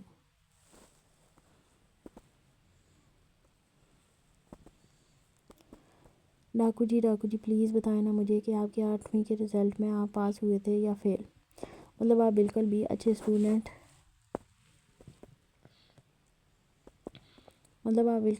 اسٹوڈنٹ نہیں تھے نا؟ 8ویں میں کتنے نمبر آئے تھے؟ وہ اس کے پیچھے بھی ایک کمرے میں ہوتی ہوئی اس کا بازو پکڑ کر اسے زبردستی بیڈ پر بچھا چکی تھی، جبکہ جس انداز میں وہ اس کے پاس بیٹھی تھی، سردار کی تو دنیا بدلنے لگی تھی۔ ویسے اپنے ماضی کے بارے میں کیا بتاتا؟ وہ تو اس کی دلکشی میں خون لگا تھا۔ اس نے جس انداز میں اسے اپنی طرف کھینچا تھا، وہ بے ساختہ ہی اس کی گردن پر اپنے لب رکھتا اپنے لبوں کو حرکت دینے لگا۔ آنکھوں میں خمار چھایا تھا، جبکہ اس کا رومانٹک موڈ آن ہو چکا تھا۔ ڈاکو جی، کون سے کاموں میں لگ گئے ہیں آپ؟ پہلے مجھے بتائیں نا، آپ کے 8ویں کے رزلٹ میں کتنے نمبر تھے؟ آپ کے کیسے پاس ہوئے تھے؟ بالا بھیا تو اتنے لائق تھے، ان کے تو آپ سے بھی زیادہ نمبر آئے ہوں گے نا۔ اپنی گردن پر اس کا بھیگتا ہوا لمس محسوس کر کے وہ ہر ممکن کوشش کر رہی تھی اس کا دھیان ہٹانے کی، لیکن مجال تھا جو سردار کا دھیان رومانس سے ذرا برابر بھی ہٹے، وہ پوری طرح سے اس کی گردن پر جھکے اپنے لبوں کی بے باکیاں وہاں پر نچھاور کرنے لگا تھا۔ جائیں ہٹیں، میں نہیں بات کرتی آپ سے، میں یہاں آپ سے اتنی ضروری بات پوچھ رہی ہوں، آپ کی الٹی سیدھی حرکتیں ہی ختم نہیں ہو رہی۔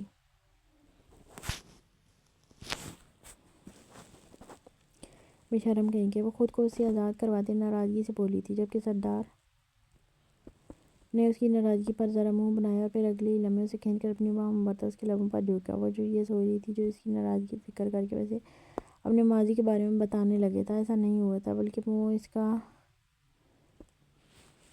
اس کا رومانٹک موڈ آن تھا، اور اس موڈ کے درمیان شاید وہ کسی کو بھی بیچ میں نہیں لانا چاہتا تھا۔ 2 گھنٹے چاہیے مجھے تم سے بہت سارا پیار کرنے کے لیے، اس کے بعد بتاؤں گا۔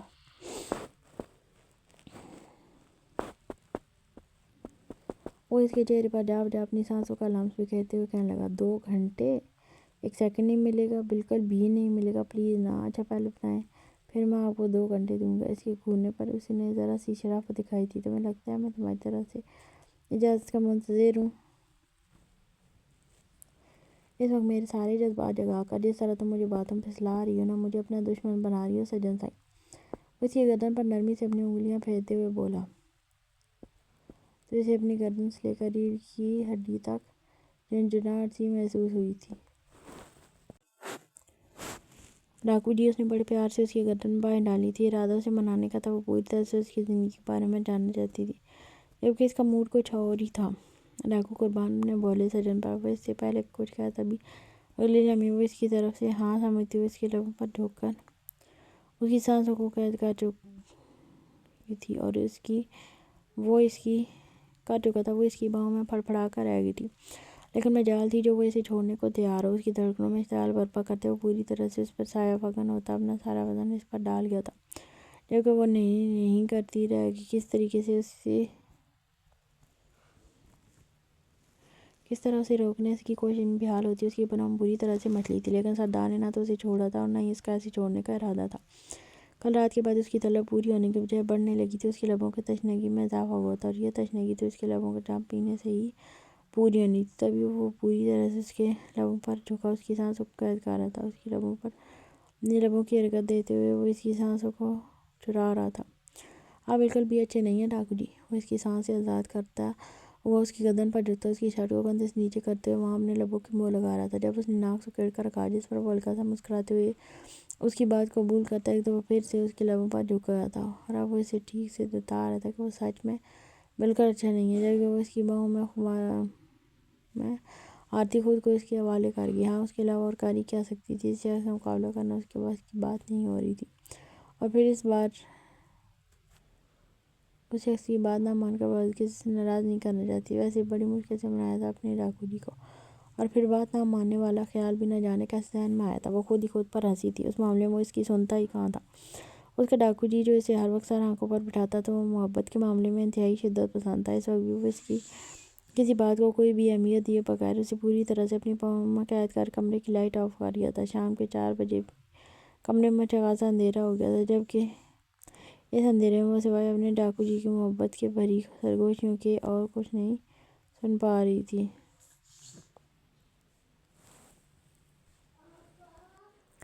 ماضی قبیلے میں آج بہت بڑی دعوت کا سامان تھا، جس خیمے میں جو بنا تھا سب لوگ باہر دسترخوان پر لے کر آئے تھے، کوئی مذاق تھوڑی تھا۔ 8ویں کلاس کا رزلٹ نکلا تھا اور یہاں کا ہیرو آج بالا تھا، کیونکہ اس نے بورڈ میں پوزیشن حاصل کر لی تھی۔ اس کا تو دلدار بھی بہت اچھے نمبروں سے پاس ہو گیا تھا، لیکن بالا نے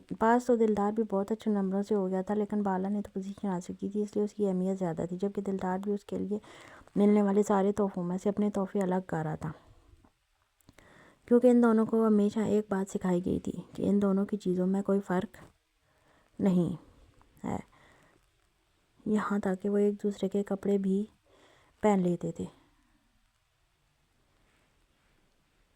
بچپن سے ساتھ ہی ایسا تھا کہ ان لوگوں نے کبھی ایک دوسرے میں فرق کیا ہی نہیں۔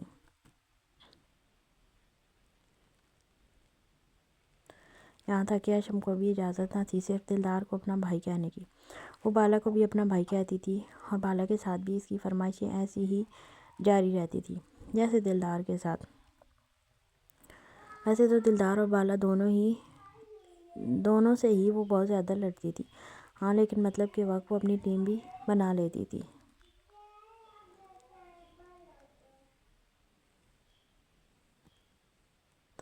صدف اور یوسف کی اور کوئی اولاد نہ تھی، ایک بالا ہی ان کے جینے مرنے کا سہارا تھا، جو ان کے لیے بے حد خاص تھا۔ کہنے کو اپنی شرارتوں کی وجہ سے وہ یوسف کے ہاتھوں پٹتا بھی بہت تھا، لیکن پڑھائی میں اس کا دماغ ضرورت سے زیادہ ہی چلتا تھا۔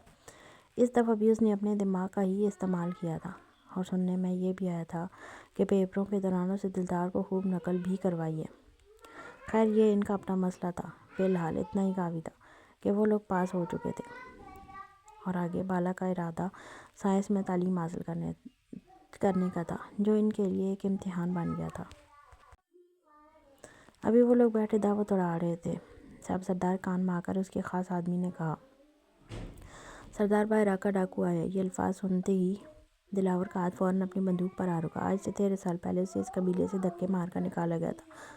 وہ دن بھولا نہیں تھا جس دن 13 سال پہلے ڈاکو کو سردار کی کرسی سے ہٹا کر اسے اس قبیلے کا سردار بنایا گیا۔ راکا ڈاکو اور کوئی نہیں بلکہ اس کا بڑا سگا بھائی تھا، جس کا سایہ بھی وہ اپنے بیوی بچوں پر نہیں پڑنے دینا چاہتا تھا۔ کیوں آئے ہو یہاں؟ وہ خیمے سے باہر آیا تھا، اس کا کوئی ارادہ نہیں تھا اس ناپاک شخص کے قدم بھی اپنے قبیلے میں پڑنے دینے کا، جبکہ راکا ڈاکو اسے دیکھتے اس کی طرف آتا اچانک اس کے پیروں میں بیٹھ گیا تھا۔ دلاور مجھے معاف کر دو، خدا کے لیے مجھے معاف کر دو، مجھ سے غلطی ہو گئی، میں تمہارے آگے ہاتھ جوڑتا ہوں، میں تمہارے پیر پکڑتا ہوں، مجھے معاف کر دو، میں آئندہ ایسی غلطی نہیں کروں گا۔ دلاور مجھے قبیلے میں واپس لے لو، میں تم لوگوں کے بغیر کچھ بھی نہیں ہوں، یہ قبیلہ ہی میری پہچان ہے، اس قبیلے سے دور رہ کر میری کوئی پہچان نہیں ہے، میری کوئی اوقات نہیں ہے، میں کہاں جاؤں؟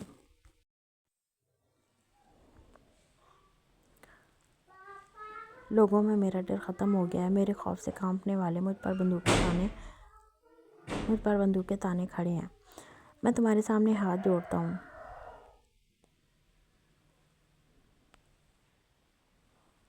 مجھے خود سے دور مت کرو، مجھے اس قبیلے سے دور مت کرو، میری ساری دہشت، وحشت اور زور اسی قبیلے پر چلتا تھا، اس قبیلے کے علاوہ میری کوئی پہچان نہیں ہے، کچھ نہیں ہے میرے پاس سوائے اس قبیلے کے، اگر تم لوگ بھی مجھ سے منہ پھیر لوگے تو میں کیسے جیوں گا؟ خدا کے لیے مجھے واپس اپنے قبیلے میں لے لو، میں تم سے وعدہ کرتا ہوں اب کسی کو مجھ سے کوئی تکلیف نہیں ہوگی، میں کسی کو کوئی چوٹ نہیں پہنچاؤں گا، میں جانتا ہوں میں زمینی خدا بن گیا تھا، میں ان لوگوں پر حکومت کرنے لگا تھا،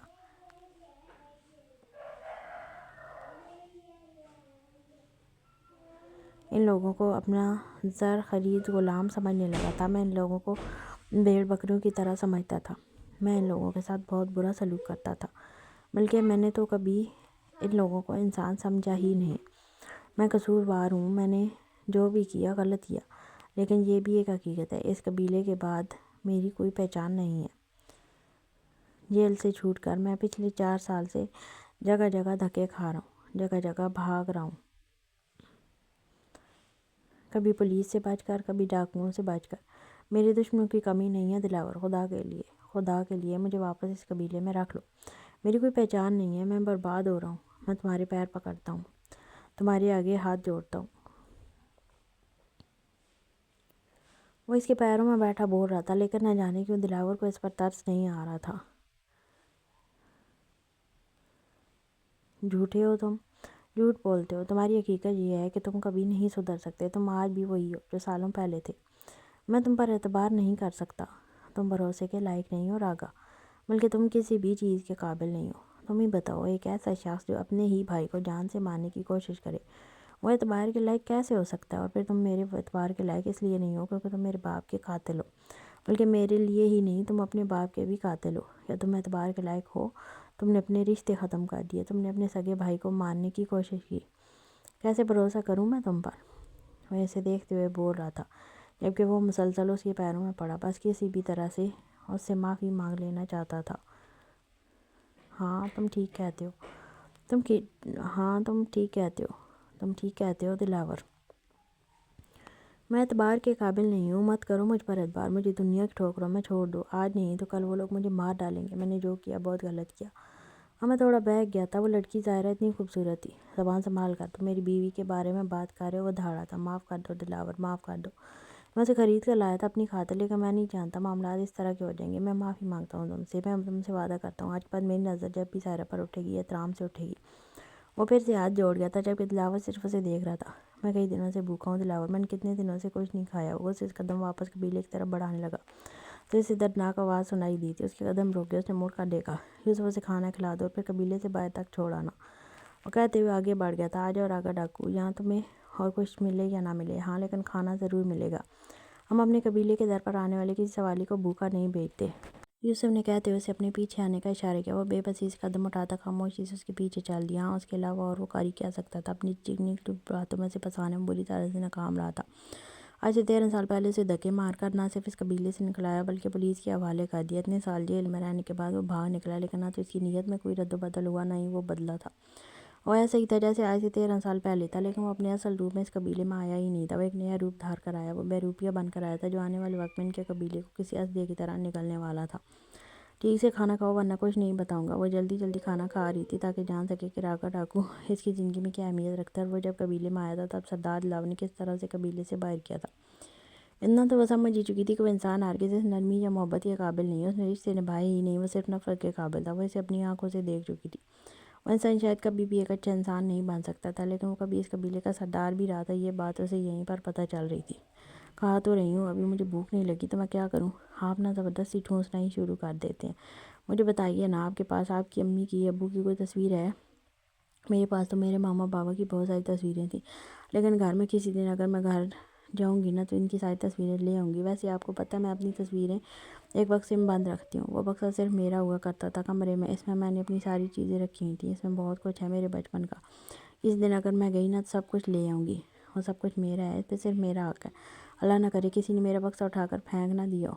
میرے بابا امی کی یادیں ہیں، میرے بچپن کی تصویریں۔ وہ پریشانی سے اسے دیکھتے ہوئے بولی تھی، جبکہ اس کی آخری بات سردار کو بھی پریشان کر گئی تھی۔ ان لوگوں کو کیا بھروسہ جن رشتوں کو سے دور کر دیا، اس کے لیے تصویریں پھینکنا، یادیں جلانا کون سی بری بات تھی؟ تم فکر مت کرو سجن سائی، میں تمہاری ساری تصویریں اور وہ یادیں لے کر آؤں گا۔ اگر ان لوگوں نے تمہارے بکسے کو کسی بھی طرح کوئی نقصان پہنچایا ہوگا تو فکر مت کرو، انہیں اس کا انجام ملے گا۔ جب تک وہ تصویریں میرے حوالے نہیں کرتے بکسے کا تو میں بھی انہیں نہیں چھوڑوں گا۔ ان لوگوں کو کوئی حق نہیں پہنچتا تمہاری کسی چیز کو نقصان کرے۔ وہ گھر صرف ان کا نہیں تمہارے بابا کا بھی ہے، اور میں ہرگز تمہاری کوئی بھی چیز نقصان نہیں ہونے دوں گا۔ تمہارے بچپن کو یاد میں کسی کی یاد میں چلنے نہیں دوں گا۔ اب کھانا کھاؤ، اگر تمہیں جاننا ہے اس کے بعد کیا ہوگا، ورنہ میں تمہیں کچھ بھی نہیں بتا رہا۔ تم نے ٹھیک سے اپنا خیال رکھنا ہوگا۔ وہ نوالا بناتے اس کے منہ میں ڈالنے لگا تو جھٹ سے دعا نے منہ کھول لیا۔ اسے کیسے بھی اس کے بارے میں سب کچھ جاننا تھا، وہ جان چکی تھی۔ سب کچھ جاننے کے لیے اسے سردار کی ساری باتیں ماننی ہوں گی، اور وہ اس کی ساری باتیں ماننے کو تیار تھی۔ میں کوئی لمبی چوڑی بحث نہیں سننا چاہتا انسپکٹر، جو کہنا ہے صاف صاف کہو۔ بتاؤ کیا کہنے آئے ہو؟ تو میری بیوی بیلا کے بارے میں جو بات کرنی ہے صاف کرو۔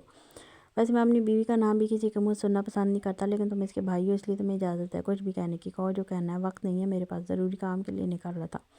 وہ اس کے پاس ہی گاڑی سے ٹیک لگا کر کھڑا ہو گیا تھا، جبکہ ریان نے ایک گہرا سانس لیا۔ میں نہیں جانتا تم نے میری بہن سے نکاح کس نیت سے کیا ہے، اور نہیں میں جاننا چاہتا ہوں۔ مجھے نہیں سننی تمہاری طرف سے اپنی بہن کے حوالے سے کوئی بھی بات۔ بس مجھے یہ کہنا ہے کہ میں مانتا ہوں تم اس معاملے میں کہیں نہ کہیں میری غلطی سمجھتے ہو، اور اگر تمہیں لگتا ہے کہ غلطی میری ہے تو تم اس کی سزا مجھے دو، میری بہن کو نہیں۔ میری بہن کو اس سارے معاملے سے باہر نکالو بالا ڈاکو۔ میں سردار سے ملنا چاہتا ہوں، لیکن قبیلے میں آنا میرا ممکن نہیں ہے۔ سردار میرا فون نہیں اٹھا رہا، مسلسل میری کالز کو نظر انداز کر رہا ہے، لیکن اس وقت میں اس حوالے سے کچھ بھی نہیں کہوں گا۔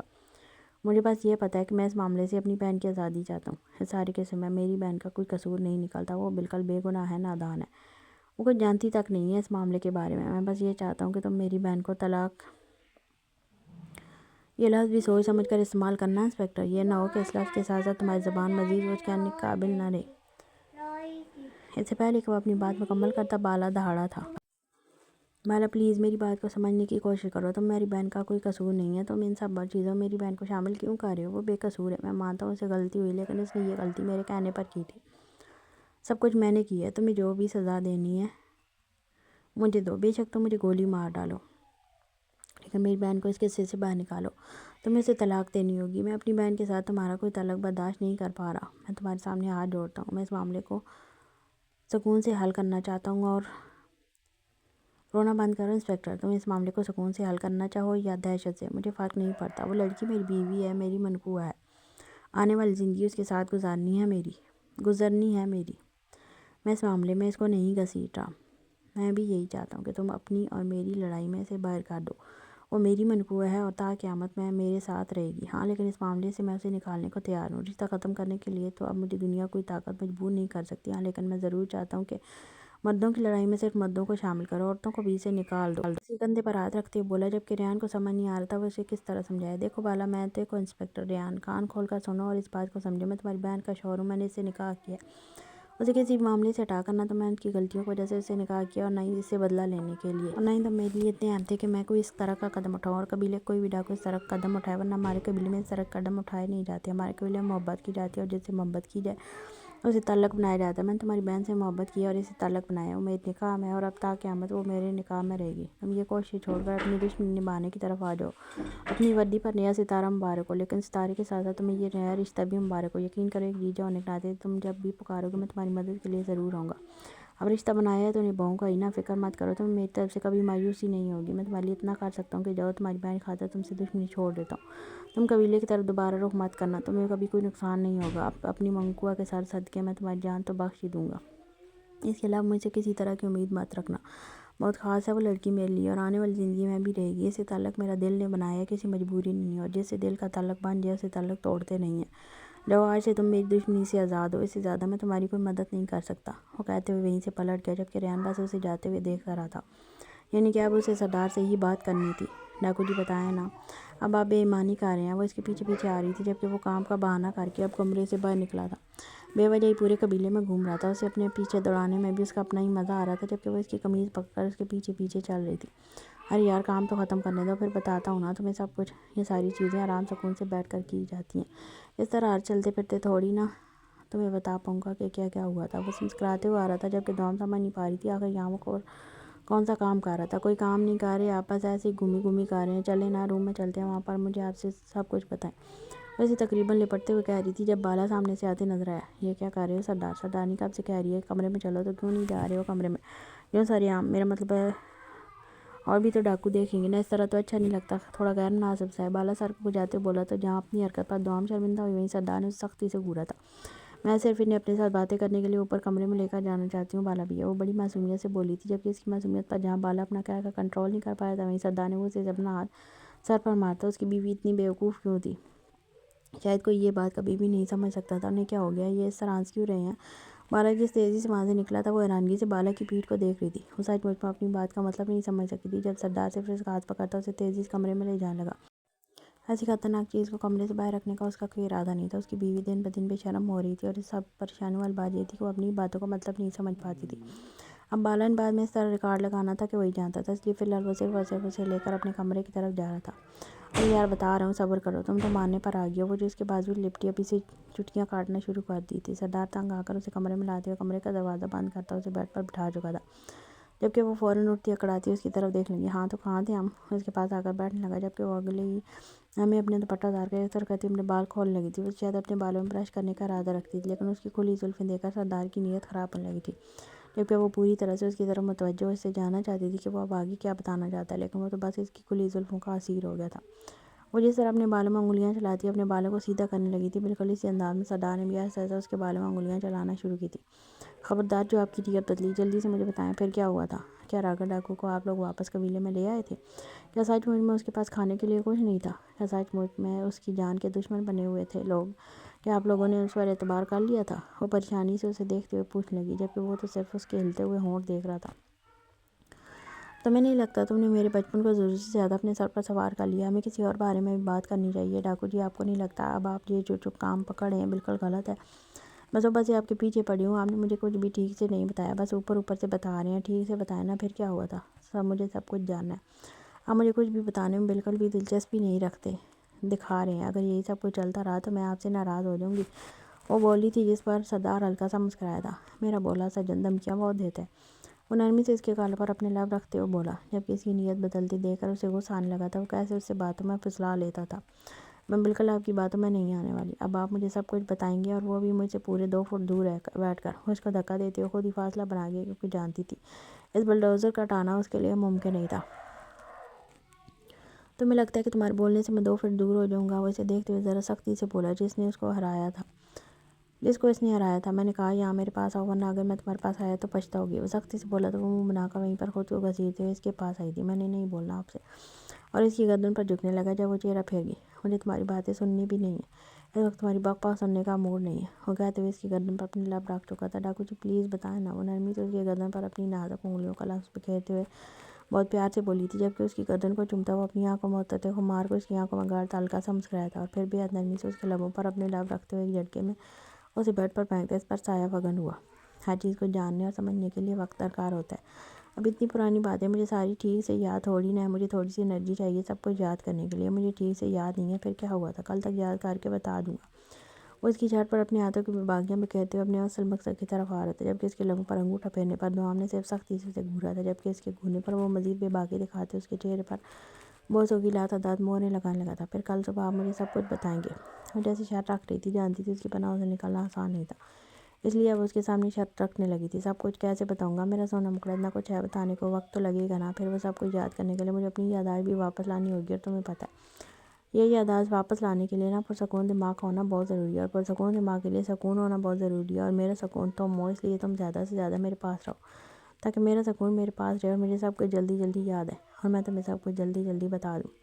وہ فلسفہ بگاڑتے ہوئے اسے اپنا ہی لاجک دکھا رہا تھا جبکہ وہ کنفیوز اس کی باتیں سنتے ہوئے اس کی بڑھتی ہوئی جسارتوں پر پریشان ہو رہی تھی۔ آج کل وہ اس سے لمحہ بھر بھی دوری بنانے میں کامیاب نہیں ہو پاتی تھی، وہ پوری طرح سے اسے اپنی پناہوں میں قید کر لیتا تھا۔ جیسے کہ اب وہ جتنا اسے باتوں میں لگانے کی کوشش کرتی تھی وہ اتنا ہی اس پر اپنی شدتوں کی برسات کرتا تھا۔ اس وقت وہ پوری طرح سے اسے اپنی پناہ میں قید کیے پتہ نہیں دنیا جان کی کون کون سی باتیں بتا رہا تھا، جبکہ وہ جو جاننا چاہتی تھی اس موضوع پر نہیں آ رہا تھا، کیونکہ اس کے مطابق اس کی یادداشت میں پرانی باتیں محفوظ نہیں تھیں اور پرانی باتیں یاد کرنے کے لیے اسے وقت اور سکون درکار تھا، اور وقت اس کے پاس بہت تھا، لیکن اس کو سکون دوام تھی، اور یہ سکون اس وقت بری طرح اس کی پاؤں میں پھڑپڑا رہا تھا۔ وہ نرمی سے اس کا چہرہ دیکھ رہا تھا، پھر آہستہ سے اسے اپنی باہوں سے آزاد کرتے ہوئے اس کے قریب سے اٹھا تھا۔ وہ گہری نیند میں تھی، وہ خاموشی سے کمرے سے نکل گیا تھا، لیکن جانے سے پہلے نہ تو اس نے آواز پیدا کی تھی اور نہ ہی کمرے کی لائٹ آن کی تھی۔ وہ اسے پرسکون ماحول میں چھوڑتا نیچے آتے ہوئے استقبال سے شیر دل کو اپنے ساتھ لیے نہ جانے کہاں نکل گیا تھا۔ اکثر خاموش راتوں میں وہ لمبے سفر پر نکلتا تھا، آج تو وہ ایک خاص مقصد کے لیے نکلا تھا۔ گاؤں کی حدود میں داخل ہوتے ہی اس کا گھوڑا دوام کے گھر کے باہر رکا۔ آدھی رات کو دروازے پہ ہوتی دستک نے تایا ابو کو پریشان کیا تھا۔ وہ اپنے کمرے سے نکلتے ہوئے باہر کی طرف آئے تو انہیں گیٹ کے باہر ہلکی سی روشنی محسوس ہوئی، جبکہ چچا بھی کمرے سے باہر نکل آئے تھے۔ رات کے 2:30 تھے، اس وقت بھلا کون آ سکتا تھا؟ وہ پریشانی سے آگے بڑھتے ہوئے دروازہ کھولنے لگے، لیکن دروازہ کھولتے اپنے سامنے کھڑے سردار دلاور کو دیکھا۔ تایا ابا کی تو جیسے سانس ہی رک گئی تھی۔ وہ بے یقینی سامنے کھڑے اس آدمی کو دیکھ رہے تھے جو پرسکون انداز میں اندر داخل ہوتا اندر سے دروازہ بند کر چکا تھا، جیسے باہر والوں کو اندر کی کوئی خبر نہ دینا چاہتا ہو۔ جبکہ تایا ابا کا تو دل بھی بھر آنے لگا تھا سینے میں، جبکہ چچا جس طرح خاموش قدموں سے باہر آئے تھے اس طرح خاموش قدموں سے اندر چلے گئے تھے۔ اگر صبح تک ان کے بھائی کا قتل بھی ہوگا تو وہ صبح اٹھ کر دفنا دیں گے، لیکن کمرے سے باہر نہیں نکلیں گے۔ تایا ابا سامنے کھڑے بری طرح کانپ رہے تھے، جبکہ وہ اندر داخل ہوتا دیوار کے ساتھ کھڑی چارپائی کو ایک جھٹکے میں کھینچ کر سیدھا کرتے اس پر بیٹھ گیا تھا۔ ارے تاؤ، تم کام کیوں رہے ہو اس طرح سے؟ آرام سے بیٹھ جاؤ، بات کرتے ہیں۔ میں کوئی تمہیں نقصان پہنچانے تھوڑی آیا ہوں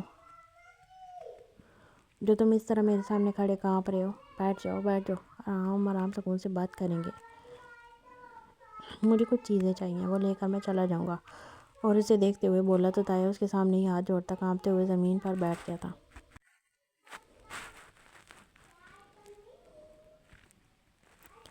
میں بھلا تمہیں کیا دے سکتا ہوں سردار بیٹا؟ وہ پریشانی سے کانپتے ہوئے بولا تھا۔ لب پھڑپڑا رہے تھے، جبکہ جس طرح وہ زمین پر بیٹھا تھا اسے نہ تو اس پر ترس آیا تھا اور نہ ہی اسے کوئی ہمدردی محسوس ہوئی تھی۔ یہ شخص جو اس کے سامنے کھڑا تھا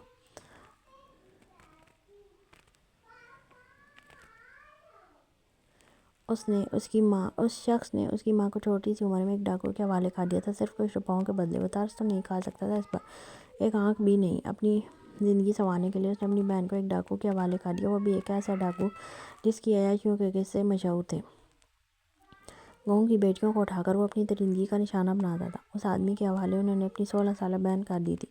ہاں، وہ اس آدمی پہ ترس نہیں کھا سکتا تھا۔ بے شک وہ سوتیلے بھائی تھے، لیکن باپ کے بعد ان لوگوں کو اس کی حفاظت کرنی تھی، نہ کہ اسے کسی درندے کے حوالے کرنا تھا۔ آج اس آدمی کو اپنے سامنے بے بسی سے روتے تڑپتے پا کر نہ جانے کیوں اس کے دل میں کمینی سی خوشی ہو رہی تھی۔ شاید اس کی ماں بھی ڈری ہوگی، وہ بھی روئی ہوگی اس شخص کے سامنے کہ اسے اس طرح کسی درندے کے حوالے نہ کیا جائے۔ وہ خاموشی سے اسے دیکھ رہا تھا۔ نفرت کی ایک لہر اس کے رگوں پہ میں سرایت کر گئی تھی۔ اس کا دل چاہا کہ ابھی کبھی اس کے سر کے بیچوں بیچ گولی مار کر اسے ختم کر دے۔ مجھے میری بیوی کی کچھ چیزیں چاہیے۔ یہاں اس گھر میں اس کا کوئی صندوق ہے، صندوق میں اس کی کچھ ضروری چیزیں، وہ چیزیں مجھے چاہیے۔ میری بیوی کی امانت ہے، میں لینے آیا ہوں۔ وہ اسے دیکھ کر بولا۔ تایا ابا نے کانپتے ہوئے فوراً ہاں میں سر لایا اور فوراً اپنی جگہ سے اٹھے کمرے کی طرف بھاگے تھے۔ یقیناً ان کے گھر کا اسٹور روم تھا۔ اس نے اس کی اسپیڈ دیکھی تھی اور پھر خاموش چارپائی پر لیٹ گیا۔ تقریباً 2 منٹ کے اندر ہی اندر سے کھٹ پٹ کی آوازوں کے ساتھ وہ باہر نکلا اور اس کے سامنے لا کر ایک چھوٹا صندوق رکھ دیا، جو زیادہ چھوٹا نہ تھا تو بہت زیادہ بڑا بھی نہ تھا۔ یقیناً اس میں دوام کی وہ ساری چیزیں تھیں۔ اس نے زمین پر صندوق کو دیکھا اور پھر سیدھا ہو کر اسے کھولنا چاہا۔ اس کی چابی دوام کے پاس ہوتی تھی، وہ کہاں رکھتی تھی مجھے نہیں پتا۔ کباڑ ہی ہے، اس میں اس کے ماں باپ کی کچھ تصویریں ہیں اور کچھ چھوٹی موٹی چیزیں اور بس، پر یہی صندوق ہے۔ چابی اس نے کہاں رکھی ہے مجھے نہیں پتا، وہ اسے دیکھتے ہوئے بولا تھا، جبکہ وہ ہلکا سا مسکرا دیا۔ اسے چابی کی کیا ضرورت تھی؟ وہ ڈاکو تھا، چھوٹے موٹے تالے کھولنا اس کے لیے کون سی بڑی بات تھی؟ ضرورت نہیں مجھے تاؤ، کہتے ہوئے اچانک اٹھا تھا تایا 10 قدم پیچھے ہٹا تھا۔ ارے تاؤ، ایسے کیوں کانپ رہے ہو؟ اسی بے بس عورت کا بیٹا ہوں جس چھوٹی سی عمر میں تم نے ایک درندے کے حوالے کر دیا تھا۔ بس ایک بات تو بتاؤ، کیا سوچ کر تم نے میری ماں کو راگا ڈاکو کے حوالے کیا تھا؟ جسے سوچ کر کہ میری ماں برباد ہو جائے گی، تباہ ہو جائے گی؟ لیکن دیکھو نا، یہاں تو الٹا ہی ہو گیا۔ جانتے ہو کیا؟ اگر اس دنیا میں تم جیسے حیوان موجود ہیں تو اس دنیا میں اللہ نے میرے باپ جیسے انسان بھی بنا کر بھیجے ہیں۔ جس دولت کے لیے تم نے اپنی معصوم بہن کو ایک ڈاکو کے حوالے کر دیا، اسی بہن کو بچانے کے لیے میرا باپ، جس نے راگا ڈاکو کے سامنے آنکھ نہیں اٹھائی تھی، اس کی جان لینے پر آ گیا۔ خیر، یہ باتیں میں تم سے کیوں کہہ رہا ہوں؟ یہ باتیں تو اس بھائی کو بتانی چاہیے جس کی غیرت زندہ ہو، لیکن تم تو اپنی غیرت کو سالوں پہلے ہی دفنا چکے ہو۔ सुनने में आया राका डाकू मुलाकात करने आया था तुमसे। हो गई मुलाकात? कौन सी बेटी की डील की है तुम्हारी? एक बेटी तो इंस्पेक्टर की बीवी है, दूसरी बेटी का सौदा तो नहीं कर दिया उसके साथ? वैसे ज़ाहिरा तुम्हारी सौतेली बहन थी, बेटी तो तुम्हारी सगी है, इस पर तरस खा लो। रागा आज भी वैसा ही है, दरिंदा से मर जाएगी तुम्हारी बेटी अगर इसके हाथ लग गई तो। वो एक तंजिया निगाह पर डालता ज़मीन से बक्सा उठा लेते हुए बाहर निकल गया। जबकि ज़मीन पर बैठता है, एक लफ्ज़ न बोल सका। उसमें हिम्मत ही नहीं थी एक लफ्ज़ भी बोलने की। सरदार जो बोल कर गया था वो हकीकत का आईना था। वो ज़मीन पर बैठा था जब उसे अपने पीछे से हल्की सी आवाज़ सुनाई दी। उसने सर उठाकर देखा, सामने इसका भाई खड़ा था। जबकि वो शर्मिंदगी से सर झुका गया। भाई साहब, ये सब कुछ क्या है? आपने तो कहा था कि आपने ज़ाहिरा का निकाह किसी डाकू से करवा कर उसे यहाँ से भेजा है, और वो रकम निकाह की आपने ज़ाहिरा को बेच दिया, वो भी बिना निकाह के। आपने उसे डाकू के हवाले कर दिया। यकीनी सवाल कर रहा था, जबकि ताया साथ झुकाए खामोशी से उसे सुन रहा था। वो वापस कबीले में दाखिल होता है, इस तस्वीर से उतरा था जबकि बक्सा खोलकर उसने अपने हाथ में लिया था। छोटा सा ही बक्सा था, लेकिन वो जानता था उसमें दुआओं के बचपन के सारे यादें थी। वो काफ़ी दिनों से सोच रहा था कि उसकी आने वाली सालगिरह पर वो क्या तोहफा देगा, लेकिन इतना तो वो समझ चुका था कि दुआम को किसी चीज़ की चाह नहीं। वो इसके लिए जेवरात का ढेर लगा सकता था, हर चीज़ खरीद कर दे सकता था, लेकिन वो जानता था उसकी दुआम के लिए दुनियावी चीज़ों की अहमियत नहीं। इसलिए जो चीज़ अहमियत रखती थी वो चीज़ लेकर आया था। संदूक में उसके बचपन की यादें थी, और यही तोहफा वो इसे सालगिरह पर देने का इरादा रखता था।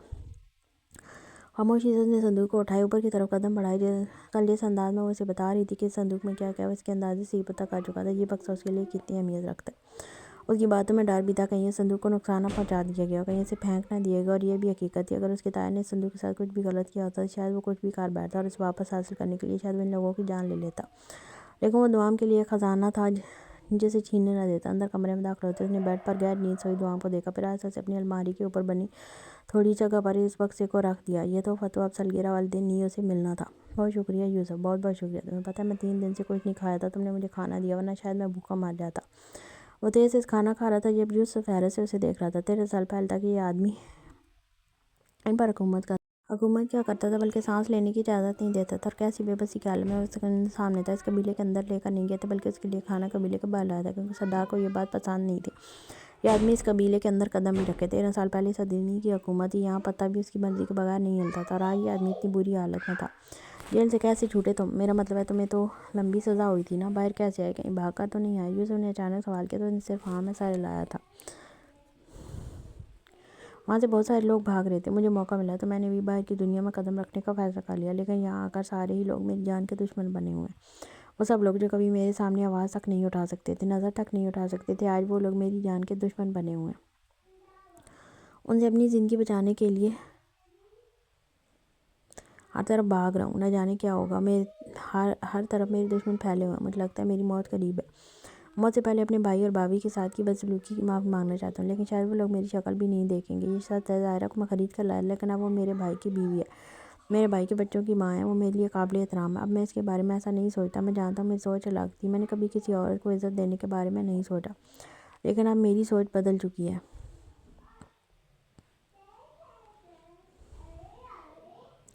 वो इसे देखते हुए बोल रहा था जब यूसुफ सुन रहा था, जब अचानक ही दरवाज़ा खोलकर बाला और दिलदार अंदर दाखिल हो गए थे। कबीले के बाहर कैसे में बना ये छोटा सा कमरा किसी ज़माने में यहाँ कबीले के गद्दारों को सज़ा देने के लिए इस्तेमाल होता था, लेकिन अब वो बाला और दिलदार का कमरा था, जहाँ वो अक्सर खेलने के लिए आते थे। और इस वक्त भी यकीनन वो खेलने के लिए ही आए थे। जहाँ ज़मीन पर बैठे एक आदमी को खाना खाते देख यूसुफ भी वहीं पर मौजूद था, जबकि वो एक दूसरे को देखते हुए अंदर दाखिल हो गए थे।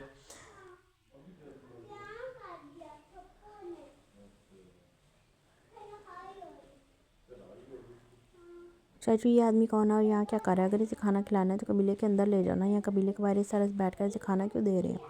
वो परेशानी से कहने लगा था। इस कबीले के बाहर कोई फ़कीर भी आता तो इसे एहतराम से खाना दिया जाता, और यहाँ वो मट्टी में बेतरतीब से बैठा खाना खा रहा था। यकीनन दिलदार को ये बात पसंद नहीं आई थी। हाँ बाबा, इसे हम ज़मीन पर बिठाकर खाना क्यों दे रहे हैं, और इसे कबीले के अंदर ले जाओ ना, और वैसे भी ये हमारे खेलने की जगह है। आपने ये कमरा क्यों खोला? आपको पता नहीं है वो सुफियान हमारी चीज़ें चोरी करके ले जाता है। बाला को तो अपनी चीज़ों की फ़िक्र लगी थी। कबीले में ही एक लड़का था जिसका नाम सुफियान था, अक्सर इनकी चीज़ें बिना इजाज़त के ही ले जाता था। और इस कमरे में जो 4-5 चीज़ों का अंबार था वो इन्हीं दोनों की चीज़ें थी। कुछ खेलने की चीज़ें थी तो कुछ खाने पीने की। वो अपने खेल में हर चीज़ की हिफाजत कमरे में किया करते थे। सवाल ही है बेटा, खाना खाने आया, खाना खाकर चला जाएगा। सरदार ने अंदर लाने से मना किया है। कबीले में औरतें हैं और ये बाहर का आदमी है, इसलिए इसे यहाँ बैठाकर खाना खिला रहा हूँ। खैर अभी चला जाएगा तो तुम लोग खेलने के लिए आ जाना। यूसुफ उसे देखते हुए बोला था, जबकि वो बाहर जाने से पहले वहाँ से अपनी चीज़ें निकालने लगे थे। लेकिन वो अपने खेल का सामान ही निकाल रहे थे। एक गेंद निकालते हुए बाला ने बैट ढूंढी थी, जबकि वो आदमी मुसलसल दिलदार को देख रहा था। तुम दिलदार हो? दिलदार? میرے بچے تم دلاور کے بیٹے ہو۔ وہ بے یقینی سے اسے دیکھتے ہوئے اچانک اس کا بازو تھام کر اسے اپنی طرف کھینچ چکا تھا، جبکہ دلدار خود بھی کچھ کنفیوز سا ہو گیا تھا، کیونکہ وہ اس آدمی کو بالکل بھی نہیں جانتا تھا اور نہ ہی اس نے آج تک اس آدمی کو دیکھا تھا۔ اور اتفاق کی بات تو یہ تھی کہ اس نے کبھی ذکر بھی نہیں سنا تھا اس طرح کے کسی انسان کا۔ یہ دلاور کا بیٹا ہے نا؟ یہ دلدار ہے، میرا بھتیجا دلدار۔ میں تمہارا تایا ہوں، تمہارا سگا تایا۔ تم نے مجھے نہیں پہچانا ہوگا۔ خیر میری پہچان اتنی اچھی بھی نہیں ہے کہ تم مجھے جانو۔ کاش میں تم لوگوں کے ساتھ تم لوگوں کا بچپن گزار پاتا۔ اس کا چہرہ چومتے ہوئے بولا تھا، جبکہ دلدار کو اس کے اس طرح سے پاس آنا بالکل بھی پسند نہیں آ رہا تھا۔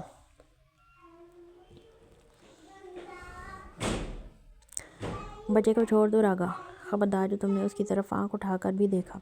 سردار آنکھیں نوچ لے گا تمہاری اور کوئی بھابھی نہیں ہو تو بھابھی اور کوئی بھائی نہیں ہے، تم سردار کیوں نہیں؟ دلدار تمہارا بھتیجا ہے، خبردار جو تم نے اس کے ساتھ تعلق بنانے کی کوشش کی۔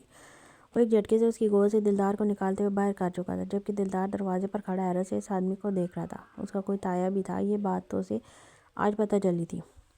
یہاں سے باہر جاؤ دلدار بالا، نکلو یہاں سے، یوسف غصے سے ان دونوں کو دیکھتے ہوئے بولا، تو اس کے ڈر سے وہ دونوں ہی باہر نکل گئے تھے۔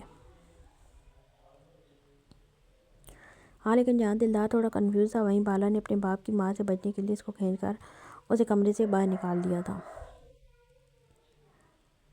تم نے کھانا کھا لیا، اب جاؤ یہاں سے، آئندہ کبھی اس قبیلے کی طرف رخ مت کرنا۔ تم سے ہمارا کوئی تعلق نہیں ہے اور نہ ہی ہم کوئی تعلق رکھنا چاہتے ہیں۔ بہتر ہوگا جتنا ہو سکے اس قبیلے سے دور رہو۔ یوسف میری مدد کرو، وہ لوگ مجھے مار ڈالیں گے، وہ لوگ میری جان کے دشمن بنے ہوئے ہیں، میں مرنا نہیں چاہتا۔ وہ اس کے سامنے اچانک ہاتھ جوڑنے لگا تھا۔ ہمارا تم سے کوئی تعلق نہیں ہے، تم جیو مرو، ہم تمہارے جیسے انسان کے ساتھ کوئی تعلق نہیں رکھنا چاہتے، دفع ہو جاؤ یہاں سے، اس قبیلے میں تمہاری کوئی جگہ نہیں ہے، تم جیسے سازشی انسان کو ہم سے دور ہی رہنا چاہیے۔ اور یہ وہ نفرت سے بولا تھا۔ تم ٹھیک کہتے ہو یوسف، مجھے تم لوگوں سے دور رہنا چاہیے، میں تم لوگوں سے دور رہوں گا، لیکن مجھے اسی کمرے میں اس قبیلے میں جگہ دے دو، ورنہ وہ لوگ مجھے مار ڈالیں گے۔ میں تمہارے سامنے ہاتھ جوڑتا ہوں، میں کبھی قبیلے کے اندر نہیں ہوں گا، میں یہاں باہر ہی رہوں گا، خدا کے لیے مجھے یہاں رہنے کی اجازت دے دو، ورنہ میں مر جاؤں گا، وہ لوگ مجھے مار ڈالیں گے، کیونکہ وہ لوگ میری جان کے دشمن ہیں۔ وہ اچانک کہتا اس کے پیروں پر جھک گیا تھا۔ پیچھے ہٹ جاؤ، تم یہاں نہیں رہ سکتے، تمہیں یہاں سے جانا ہوگا۔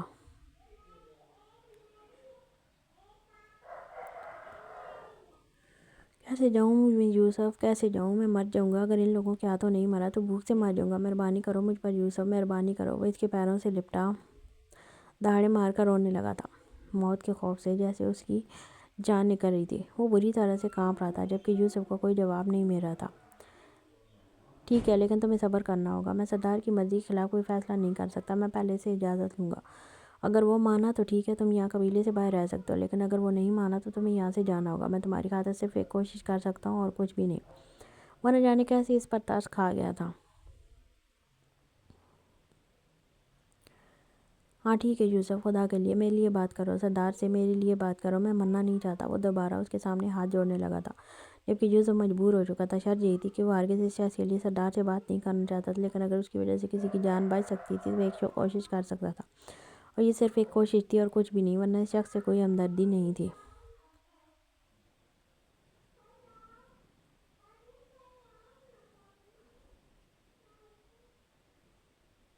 ارے ارے رک کیوں گئے؟ بتائیں نا پھر کیا ہوا تھا؟ وہ بیڈ پر لیٹی ہوئی سن رہی تھی جب سردار سے ایسا ایسا باتیں بتا رہا تھا، جب اچانک ہی وہ رک گیا۔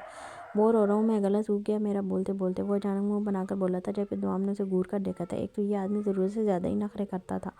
اچھا آپ کا گلا سوکھ گیا ہے، میں ابھی آپ کے لیے پانی لے کر آتی ہوں، وہ کہتی ہوئی جلدی سے بیڈ سے اٹھتی سائڈ پر پڑا پانی اٹھانے لگی تھی، جب اچانک ہی سردار نے اس کا بازو پکڑ کر اسے اپنی طرف کھینچ لیا تھا۔ میں نے کہا بولا مجھے پیاس لگی ہے، وہ اسے گھورتے ہوئے بولا، تو وہ کچھ کنفیوز ہوئی تھی۔ آپ نے تو کہا ہے آپ کا گلا سوکھ رہا ہے، اس لیے میں پانی دے رہی ہوں، بولتے بولتے تھک گئے ہیں تو آپ کو پیاس لگی ہوگی نا، وہ پریشانی سے بولی تھی۔ عجیب آدمی تھا، خود ہی تو کہہ رہا تھا اس کا گلا سوکھ رہا ہے، تو اور کیا ہی دے سکتی ہے اس کے گلا سوکھنے پر اسے۔ میں نے کہا میرا گلا سوکھ رہا ہے تو میں یہ نہیں کہا کہ مجھے پیاس لگی ہے یا مجھے پانی پینا ہے، تو پھر کیا پینا ہے آپ کو؟ وہ حیرت سے اسے دیکھنے لگی تھی۔ کبھی کبھی وہ اسے حد درجہ تپا دیتا تھا، جس طرح اس وقت وہ اسے تپا رہا تھا۔ یہ پینا ہے، وہ نرمی سے اس کے لبوں پر انگوٹھا پھیرتے ہوئے دلکشی سے بولا تھا، جس پر دوام نے اسے گھورا تھا۔ दूर हटें, दूर हटें, आप इतने पास क्यों आए हैं मेरे? मैंने क्या कहा था? आप मेरे पास नहीं आएंगे, दूर बैठकर मुझे सब कुछ बताएंगे। वो अचानक ही फासला बनाती बैठ के एक कोने पर आ गई थी, जबकि सरदार जो दूसरे कोने पर लेटा हुआ था हल्का सा मुस्कुराया था। खैर, ये डीलिंग तो कल रात हुई थी कि अगर रात को वो इसके करीब आएगा तो सुबह वो इसके आसपास भटकेगा भी नहीं और इसे अपनी माजी के बारे में सब कुछ बताएगा। इसलिए इस वक्त वो शरीफ बच्चा बनने उसे सब कुछ बता रहा था, लेकिन अब इसकी नीयत फिर से ख़राब होने लगी थी।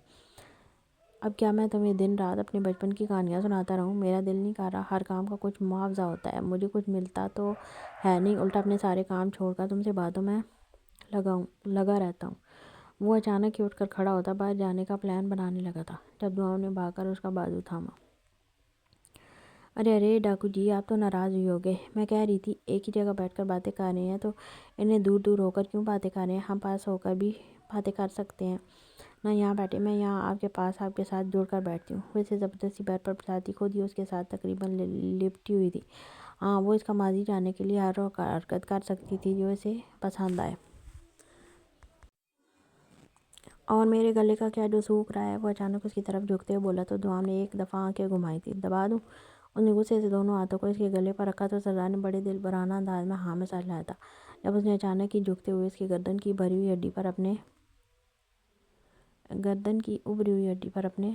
लब रखे थे। अब नहीं सूखेगा आपका गला। और उसकी गर्दन को नरमी से अपने लबों से छूते हुए इस अंदाज बोली कि पहले तो सरदार इसकी हरकत पर शौक रह गया, फिर इसकी कमर में हाथ डालते हुए इसे अपने करीब करता उसके साथ ही बेड पर लेट गया था। मेरे बाबा को कभी नाजायज़ बात पर गुस्सा नहीं आता था। राका डाकू कबीले माना उनके गुस्से की वजह थी, जबकि यूसुफ चचा दिल के बहुत अच्छे थे। वो लोगों पर जल्दी भरोसा कर लेते थे, जल्दी तरस खा जाते थे। वो एक दफ़ा फिर से माजी को इसी कड़ी से जोड़ चुका था।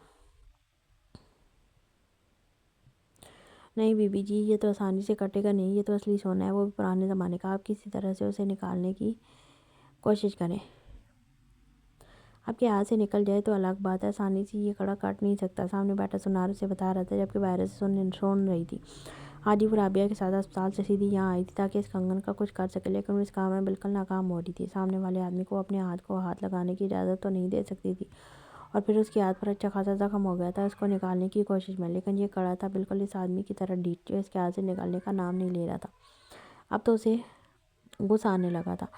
अगर वो इस कड़े का करे तो क्या करे? देखें भाई साहब, कोई हल निकाले, मुझे ये हर कीमत पर अपने हाथ से निकालना है। अगर मेरा हाथ टूटता है तो बेशक हाथ तोड़ दो, लेकिन इसको निकाल दो बीच से। वो गुस्से से बोली थी, जबकि वो दिल में जैसे उसके कड़े की नफ़रत की दिल में उसके इस कड़े की नफ़रत की शिद्दत को समझने की कोशिश कर रहा था। ठीक है, फिर हम इसे काटने की कोशिश कर लेते हैं, लेकिन फिर आपको थोड़ा बहुत कोऑपरेट करना होगा। मेरा लड़का आपके हाथ को पकड़कर इस आले पर रखेगा, औजार से हम काटने की कोशिश करेंगे, लेकिन आप ना तो अपना हाथ हिलने देंगी और ना ही कोई गलती करेंगी, वरना आपका हाथ धड़ से अलग भी हो सकता है। उसने सामने वाली मशीन दिखाई थी, यकीनन ये लोग इसी से ही काम करते हैं। जबकि थोड़ी घबराहट तो बेला को हुई थी। अंकल, और कोई तरीका नहीं है? अब किसी और तरीके से छुरी से या किसी और चीज़ से काट देना हो। इस मशीन के अंदर इसका हाथ आ गया तो राबिया परेशानी से बोली थी। कुछ नहीं होगा अंकल, आप काट दीजिए, मुझे कोई परेशानी नहीं है, मैं कोई गलती नहीं करूँगी। वो उठकर इस जगह पे आती अपना हाथ इस मशीन के नीचे रखने लगी थी। असल खालिद सोना ना तो टूटता और ना कटता है, ये सोना सिर्फ और सिर्फ पिघलता है। लेकिन आप अपने हाथ से इसे उतारना चाहती हैं तो हमारे पास इसके अलावा और कोई हल नहीं है। जितनी आपने इस हाथ की हालत बिगाड़ दी है, ये सूजन की वजह से नहीं निकल रहा, वरना अब तक तो इसका कोई ना कोई हल निकल आता। लेकिन कोई बात नहीं, हम फिर भी एहतियात से इसे काटने की कोशिश करेंगे। आप अपना हाथ जहाँ रखिए। इस आदमी ने उसे जगह बताई, लेकिन जबकि दूसरे आदमी ने आगे बढ़ते हुए इसके हाथ पर अपना हाथ रखा। बेला को तो बहुत गुस्सा आया था, लेकिन ये उसकी मजबूरी थी। आज तक उसने कभी किसी मर्द को इतनी छूट ना दी थी कि वो इस तरह आकर उसका हाथ थामता, लेकिन इस बाला नामी आदमी की वजह से वो इस इंतहा पर भी आ गई थी। उसने आंखें बंद करते हुए खुद को इस अज़ियत से बचाना चाहता, जबकि मशीन की आवाज़ के साथ ही उससे एक ज़ोरदार धमाके की आवाज़ आई थी। उसके हाथ से इस आदमी का हाथ निकल चुका था। उसने फ़ौरन आंखें खोलकर सामने का मंजर देखा था। जोरदार मुक्का सामने खड़े लड़के के मुंह पर मारा, और मुक्का इतना जोर था वो 15-16 साल लड़का दूर जा गिरा, लेकिन बालक का इरादा उसे छोड़ने का नहीं था। वो आगे बढ़ते हुए इसकी गर्दन दबो चुका था। तुम्हारी हिम्मत कैसी हुई मेरी मनकुआ के हाथ को छूने की? वो गुस्से से उसकी गर्दन दबोचते सवाल कर रहा था, जबकि बेला उसे अचानक यहाँ देखकर हैरान रह गई थी। तुम्हारी हिम्मत कैसी हुई इसका हाथ थामने की? इसका हाथ पकड़ा तुमने इस हाथ से? वो इसके हाथ को अपने हाथ में दबोचते हुए बोले, जबकि लड़का मुसलसल नफी में सार लाल था। जब बेला ने आगे बढ़ते हुए उसे जोरदार धक्का दिया जैसे बाला का नकाब खुलते खुलते रह गया। आपका दिमाग ख़राब हो गया, ये क्या कर रहे हैं आप? मार डालेंगे इसे क्या? छोड़ें इसे। वो गुस्से से इस लड़के को इसके हाथ की गिरफ्त से आज़ाद करवाने लगी, जो कि इतना मुमकिन महसूस करते उसने उसे चिल्ला कर कहा था, दिमाग मेरा नहीं तुम्हारा ख़राब हो गया। तुम्हारी हिम्मत कैसे हुई किसी और के हाथ में अपना हाथ देने की? एक गैर मर्द ने तुम्हें छुआ तो छुआ कैसे? वो इस आदमी को पीछे धकेलते हुए से एक झटके में पकड़कर अपने करीब करता। उसका चेहरा दब हो चुका था। जो सवाल वो सामने खड़े आदमी से कह रहा था वही सवाल वो इससे कह रहा था। मैं चुप बेला, खामोश, खबरदार जो अपने मुंह से एक लफ्ज़ भी निकाला। मेरी अमानत में ख़यानत कर रही थी तुम यहाँ, और कुछ नहीं। अगर मैं यहाँ नहीं आता तो मैं तुम्हारे बाजू को छूता, तुम्हारे हाथ को अपने हाथ में थामता, और फिर उसके बाद मैं तुम्हारा क्या हाल करता ये सोचकर तुम्हारी रूह कांप जाती। गलत कर रहा हूँ मैं, बहुत गलत कर रहा हूँ। तुम्हें वक्त नहीं देना चाहिए था। तुम सिर्फ और सिर्फ मेरा वक्त पर बात कर रही हो। तुम इस काबिल ही नहीं हो कि तुम्हें ये रिश्ता समझने का मौका दिया जाए। अब इस रिश्ते को तुम तभी समझोगी जब तुम मेरी पनाह में होगी। मैं तुम्हें आखिरी मौका दे रहा हूँ। अपनी माँ को बता दो हमारे रिश्ते के बारे में। 1 हफ्ते के बाद मैं तुम्हें लेने आऊँगा। तुम्हारी रुखसती होगी। इस जुम्मे तक खुद को तैयार कर लो। अब ये रिश्ता मज़ीद लटकेगा नहीं। मैं तुम्हें यूँ बाज़ारों में अपनी इज़्ज़त उछालने नहीं दूँगा। मैं तुम्हें आखिरी मौका दे रहा हूँ। अपनी माँ को ज़हनी तौर पर तैयार कर लो कि तुम मेरी बीवी हो। 1 हफ्ते के बाद तुम्हारी रुखसती है। मैं तुम्हें हमेशा के लिए यहाँ से लेकर जा रहा हूँ। वो जैसे अपना फ़ैसला सुना रहा था, जबकि बेला हैरत से उसे देख रही थी। उसके चेहरे पर सिर्फ उसकी आंखें ही नज़र आ रही थी, जब बाकी चेहरा उसने नकाब से ढक रखा था। और अब इस वक्त मैं तुम्हें घर छोड़ने जा रहा हूँ, वो कहते हुए इसका हाथ थामता अचानक उसे बाहर की तरफ खींच कर ले गया था, जबकि बेला कुछ नहीं कह पाई थी। राबिया खामोशी से उसके पीछे निकली थी। वो खुद भी सारी सिचुएशन को समझ नहीं पा रही थी। हाँ, लेकिन इतना समझ में आ गया था कि डाकू बाला इस वक्त बहुत गुस्से में, और वो कुछ भी कर सकता है। और फिर इन लोगों के बारे में तो उसने सुन रखा था कि ये लम्हे में आदमी को जान से मार डालते हैं। उसे अपनी जान बहुत प्यारी थी, इसीलिए वो इस मामले में बिल्कुल भी कुछ नहीं बोल रही थी। ना जाने ये आदमी क्या करने वाला था उसकी दोस्त के साथ। वो परेशानी से बाहर तक आई थी, लेकिन तब तक वो इसे ज़बरदस्ती गाड़ी में बिठाता गाड़ी लेकर जा चुका था।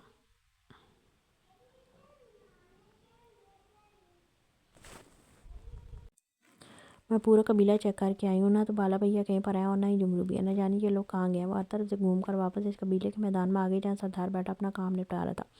मैंने एक ज़रूरी काम के सिलसिले में उन्हें शहर भेजा। तुम क्यों ढूंढ रही हो इन लोगों को? वैसे अपने पास बिठाते हुए सवाल करने लगा। मुझे इनसे आपके बारे में जानना है ना। बाला भैया तो आपके बारे में सब कुछ जानते हैं। मैं इनसे पूछना चाहती हूँ, आप तो किस तुम्हें बताते हैं, कम से कम उनसे कुछ तो मालूमात मिलेगी ना। आप तो कुछ बताते ही नहीं है। कल रात भी आपका थोड़ा मूड ख़राब हो गया था। अब भी कुछ पूछूंगी तो आप अपने मतलब पर उतर आएंगे। वो मुंह बनाते हुए बोली तो सरदार हल्का सा मुस्कुराया। वो जितना उसके माजी के बारे में जानने में दिलचस्पी रखती थी, सरदार इतना ही उसे सता रहा था। तुम्हें ठीक से पूछना ही नहीं आता, वरना मैं तुम्हें सब कुछ बताता। यहाँ बैठो, बताता हूँ तुम्हें। वो जो अपना काम निपटा रहा था एक तरफ करते हुए उसे अपने पास बिठा गया, जबकि उसे अचानक सीरियस देखकर वो फ़ौरन इसके पास बैठ गई थी। आखिर उसे भी तो सब कुछ जानना था। बाला और जुमरू न जाने कहाँ गए थे और इनकी वापसी कब तक होगी। तब तक वो सरदार से बहुत कुछ जान सकती। माजी यूसुफ कुछ उलझा सा था। उसे सरदार से बात करनी थी, लेकिन उसे समझ नहीं आ रहा था ये बात वो किस तरह से करे। शाम के वक्त सरदार पहाड़ी के ऊपर बिल्कुल तनाव बैठा था जब यूसुफ उसके पास आ गया। और यूसुफ, कहाँ थे तुम अभी तक? मैं कब से तुम्हारा इंतजार कर रहा था। मैंने तुम्हें कुछ रकम दी थी, वो तुमने संभाल कर रखी है ना? इस रकम को इस्तेमाल करने का वक्त आ गया। वो पीछे मुड़कर उसे देखते बोला, जबकि वो इसके पास ही पत्थर पर आ बैठता सिर्फ हाँ में साइड लग गया। क्या बात है? कुछ उलझे उलझे से लग रहे हो। तबीयत ठीक है ना तुम्हारी? कोई बात है जो मुझे बताना चाहते हो? उसे खामोश देखकर सरदार ने पूछा था। देखो सरदार, दरअसल राका डाकू के बारे में मैं जानता हूँ तुम इसके बारे में कोई बात नहीं करना चाहते और ना ही उसके बारे में कुछ सुनना चाहते हो, लेकिन अगर बात ज़रूरी ना होती तो यकीन जानो मैं हरगिज़ तुम्हें सुनने के लिए ना कहता। वो मैंने थोड़ी मालूमात लिया तो मुझे पता चला कि इसके पीछे कुछ लोग लगे हुए हैं जो इसे जान से मार देना चाहते हैं। मैं जानता हूँ तुम गुस्सा करोगे, लेकिन एक दफ़ा मेरी बात को समझ तो लो। मैंने खुद मालूमात ली है। वो कोई झूठ नहीं बोल रहा, ये हकीकत है। और तुम्हें तो पता ही है कि रागा ने इतने लोगों के साथ बुरा कर रखा है कि अब हर कोई इसकी जान का दुश्मन बना हुआ है। ऐसे में ये जानते हुए कि कोई उसे मार डालेगा, हम उसे इस तरह बेसहारा तो नहीं छोड़ सकते। जो भी है वो तुम्हारा भाई है और अब बदल चुका है। ठीक है, मैं समझता हूँ तुम्हारी इस बात को कि तुम इसके बदलने वाली बात पर यकीन नहीं कर सकते, लेकिन मैं कर सकता हूँ। मैंने उसको बहुत बदले हुए देखा। मुझे यकीन है वो अपने पिछली की गलतियों पर बहुत ज़्यादा पशेमान है और इसका पछतावा उसे जीने नहीं दे रहा। वो और कुछ नहीं मांग रहा। वो चाहता है वो जो बाहर अकेला कमरा जहाँ बाला और दिलदार खेलते हैं वो उसे दे दिया जाए। वो किसी की बहन बेटी पर बुरी नज़र नहीं रखेगा। वो बाहर के लायक नहीं, बस ये वो भूख से मर जाएगा। उसके पास खाने के लिए कुछ नहीं है। न जाने कितने लोगों से भागकर यहाँ तक पहुँचा। देखो दिलावर, बात ये है कि अगर किसी को बदलने के लिए एक मौका चाहिए तो उसे वो मौका मिलना चाहिए। हम सिर्फ उसके लिए ये मौका नहीं छीन सकते कि हम इस पर एतबार नहीं करते। اگر کل کو وہ مر گیا اور ہم اس کے لیے کچھ نہیں کر سکے تو کتنا پچھتائیں گے. ایک وہ صحیح راہ پر چل کر بھی بے موت مارا گیا. دیکھو سردار، میں جانتا ہوں تم اعتبار نہیں کر سکتے، لیکن میرے کہنے پر بس ایک دفعہ اعتبار کر لو. ہم اسے قبیلے کے اندر نہیں آنے دیں گے، اسے قبیلے کے باہر ہی رکھیں گے. وہیں رہ کر وہ اپنی حفاظت خود کرے گا. میں تمہیں اس کا ذمہ لینے کے لیے ہرگز نہیں کہوں گا، لیکن اسے ایک موقع دے دو. میرے کہنے پر خدا کے لیے اسے ایک موقع دے دو. اس کام سے ہمارے قبیلے سے کوئی تعلق نہیں ہوگا، وہ وہیں باہر رہے گا، لیکن اسے اس طرح سے مرنے کے لیے مت چھوڑو. وہ یقیناً اس پر ترس کھا رہا تھا، جبکہ سردار خاموشی سے اسے دیکھ رہا تھا. یہ تمہارا دل کسی دن تمہیں بہت بڑے پچھتاوے پر مجبور کرے گا. جس طرح کسی پر ترس کھا کر اعتبار کر لیتے ہو نا، اس طرح پچھتاوے دور نہیں ہیں تم سے. اگر تمہیں لگتا ہے وہ شخص اعتبار کے لائق ہے تو ٹھیک ہے، بھروسہ کر لو اس پر، لیکن میں بھروسہ نہیں کر سکتا. میں تمہیں اجازت دیتا ہوں اس شخص کو یہاں رکھنے کی، صرف اس لیے کہ تم میرے سب سے قابل اعتبار انسان ہو. باقی اگر میں اپنی بات کروں تو مجھے اس شخص پر یقین نہیں ہے، نہ آج ہے نہ آنے والے کال میں کبھی ہوگا. مجھے لگ رہا ہے تم غلطی کر رہے ہو. یاد رکھنا، اس غلطی کی سزا ہوگی اور اس کے ذمہ دار تم ہوگے. وہ اپنی بات کہتے ہوئے اچانک اپنی جگہ سے اٹھ کر قبیلے کی طرف چلا گیا، جبکہ یوسف خاموشی سے اسے جاتے ہوئے دیکھتا رہا. پھر گہری سانس لے کر اٹھ گیا تھا. اسے راغب کو بتانا تھا اس قبیلے میں رہنے کی اجازت مل گئی ہے، اور وہ جانتا تھا جس طرح سردار نے کہا ہے اس شخص کی ذمہ داری اس پر ہوگی. یہ امتحان سے کم نہیں ہوگا. کیا تم سچ کہہ رہے ہو؟ مجھے یقین نہیں آ رہا یوسف. تم نے میرے لیے سردار سے بغاوت کی، میرے لیے تم نے اتنا بڑا قدم اٹھایا. میں تمہارا شکر گزار ہوں، میں تمہارا احسان مند ہوں. میں کبھی زندگی میں تمہارا یہ احسان اتار نہیں پاؤں گا. اگر زندگی میں کچھ کرنے کا موقع ملا تو تمہارا یہ احسان ضرور اتاروں گا. میں تمہارے سامنے ہاتھ جوڑتا ہوں. تم نے آج جو میرے لیے کیا شاید وہ کوئی کبھی کسی کے لیے نہیں کرے گا. میں اپنے کیے پر شرمندہ ہوں. میں نے جو تمہارے ساتھ کیا اس کے باوجود بھی تم نے نرمی دکھائی، میرے لیے اتنا بڑا قدم اٹھایا، سردار سے میرے لیے بات کی، اس کے خلاف گئے. یہ بہت مہربانی ہے تمہاری. وہ اس کے سامنے ہاتھ جوڑتا دوبارہ اس کے قدموں میں بیٹھ گیا تھا، جبکہ یوسف کو اس کی یہ حرکت پسند نہیں آ رہی تھی. وہ اللہ کا معمولی سا بندہ تھا. وہ کسی اور بندے کو اپنے سامنے جھکانا پسند نہیں کرتا تھا، اسی لیے وہ پیچھے ہٹ گیا تھا. میں نے تمہاری مدد تمہارے لیے ہرگز نہیں کی راغا. میں نے تمہاری مدد اس اوپر والے کے لیے کی ہے. میں اس کی مخلوق کو ہرگز کوئی نقصان نہیں پہنچانا چاہتا اپنی وجہ سے. میں نے تمہاری مدد صرف اس لیے کی ہے تاکہ میرا اللہ مجھ سے راضی رہے. باقی میں نہیں جانتا تم نے کتنے سچے ہو یا تم کتنے اعتبار کے قابل ہو. بس اتنا یاد رکھنا، میں نے تم پر اعتبار نہیں کیا، میں نے بس وہ کیا جو میرے دل نے مجھ سے کہا ہے. میں نہیں جانتا مجھے ایسا کرنا بھی چاہیے یا نہیں، لیکن یاد رکھنا تم اعتبار کے قابل نہیں ہو، میرے لیے بالکل بھی نہیں. اور دوسری بات، میں سردار کے خلاف نہیں گیا اور نہ ہی کبھی سردار کے خلاف جا سکتا ہوں. سردار میرے لیے میرا بھائی ہے، بے شک خون کا تعلق اس کا تمہارے ساتھ ہوگا، لیکن دل کا رشتہ اس کا میرے ساتھ جڑا ہے. مجھے اس کے سامنے شرمندہ مت کرنا. تم قبیلے کے اندر نہیں آ سکتے، تم بیمار ہو. جب تک تم بیمار ہو تم یہاں رہ سکتے ہو، اور بس ٹھیک ہوتے ہی تم یہاں سے چلے جاؤ گے. چند دن کے لیے تمہیں کھانا قبیلے کی طرف سے مل جائے گا. باقی حکیم صاحب کو بلایا ہے، وہ تمہارے زخموں کو دیکھ لیں گے. تم قبیلے میں مہمان ہو، اور میں امید کرتا ہوں کہ جب تم مکمل صحت یاب ہو جاؤ گے یہاں سے چلے جاؤ گے.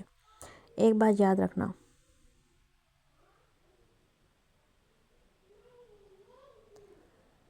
اس قبیلے میں تمہاری کوئی جگہ نہیں ہے. باقی اگر ان دنوں میں تم پر کوئی بھی حملہ ہوا تو اس کا جواب دے میں رہوں گا. میں دیکھتا ہوں تمہارا کون سا دشمن تمہیں نقصان پہنچانے آتا ہے.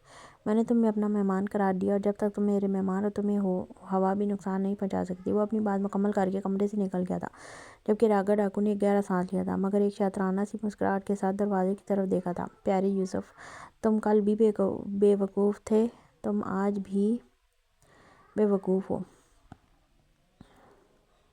کتنی آسانی سے میں نے تمہیں اپنی باتوں میں لگا لیا، اور تمہیں لگتا ہے کہ تم نے مجھ پر ترس کھایا.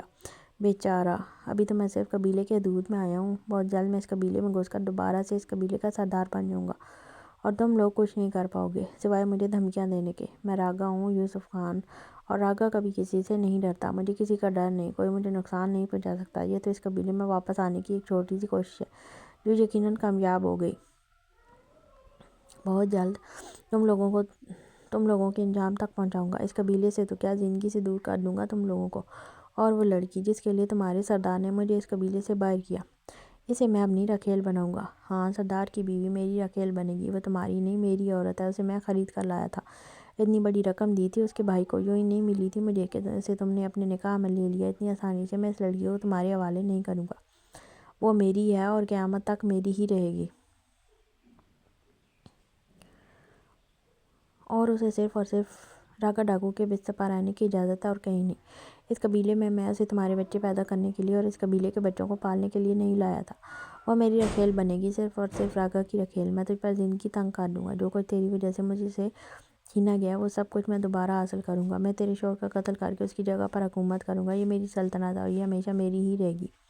بہت جلد تمہیں یہاں سے نکال باہر کروں گا، بلکہ میں تمہیں اس دنیا سے ہی نکال باہر کروں گا۔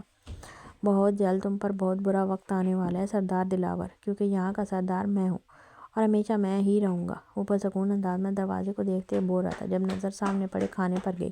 اس نے پلیٹ کھینچ کر اپنے قریب کی تھی اور پھر سکون سے کھانا کھانا شروع کر دیا تھا، جبکہ اپنے دماغ میں وہ ایک پلان ترتیب دے رہا تھا کہ آنے والے وقت میں وہ کیا کرنے والا ہے۔ وہ اس قبیلے کو ہاتھ سے جانے نہیں دے سکتا تھا۔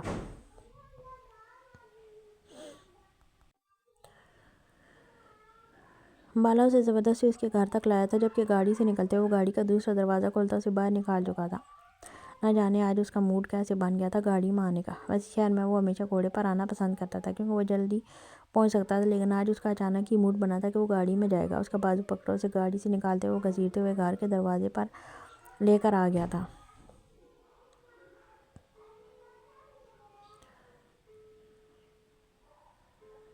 جاؤ اپنے گھر میں، اور خبردار آج کے بعد تم مجھے گھر سے اسپتال اور اسپتال سے گھر کے بیچ میں کہیں اور نظر آئی۔ آج جو غلطی تم نے کی ہے نا وہ معافی کے قابل نہیں ہے۔ اس کا حساب میں رخصتی کے بعد کروں گا۔ ہاں لیکن فی الحال تم اپنی تیاری مکمل کرو۔ اپنی ماں کو بتا دو نکاح کے بارے میں۔ میں اس معاملے میں مزید کسی طرح کی دیر نہیں ہونے دوں گا۔ اپنے بھائی کے بھی کانوں سے یہ بات نکال دینا کہ میں تمہیں طلاق کسی قیمت پر نہیں دوں گا۔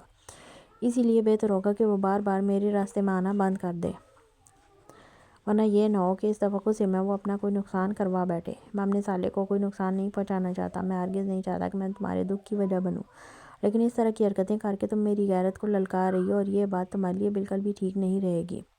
ایک دفعہ اگر تم نے میری غیرت پر سوال اٹھایا تو سب سے پہلے تمہارا قتل کروں گا۔ اس بندوق کی ساری گولیاں تمہارے اندر اتار دوں گا۔ آج کے بعد اگر کسی غیر مرد کے ہاتھ میں مجھے تمہارا ہاتھ نظر آیا، دل تو چاہ رہا ہے کہ اس وقت بھی تمہارا ہاتھ کاٹ دوں، لیکن تمہاری پہلی اور آخری غلطی سمجھ کر معاف کر ہوں۔ بہتر ہوگا آج کے بعد دوبارہ تم اس طرح کی حرکت کرنے سے پہلے 1000 دفعہ سوچو۔ اپنی ماں کو بتا دو نکاح کے بارے میں، کیونکہ اب میں کسی طرح کی دیر نہیں کروں گا۔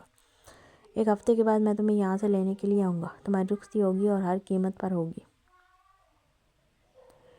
وہ اسے کھلے عام دھمکی دے رہا تھا، جبکہ بیلا کچھ نہیں کہہ پائی تھی۔ ایک تو اسے اس انسان سے خوف محسوس ہو رہا تھا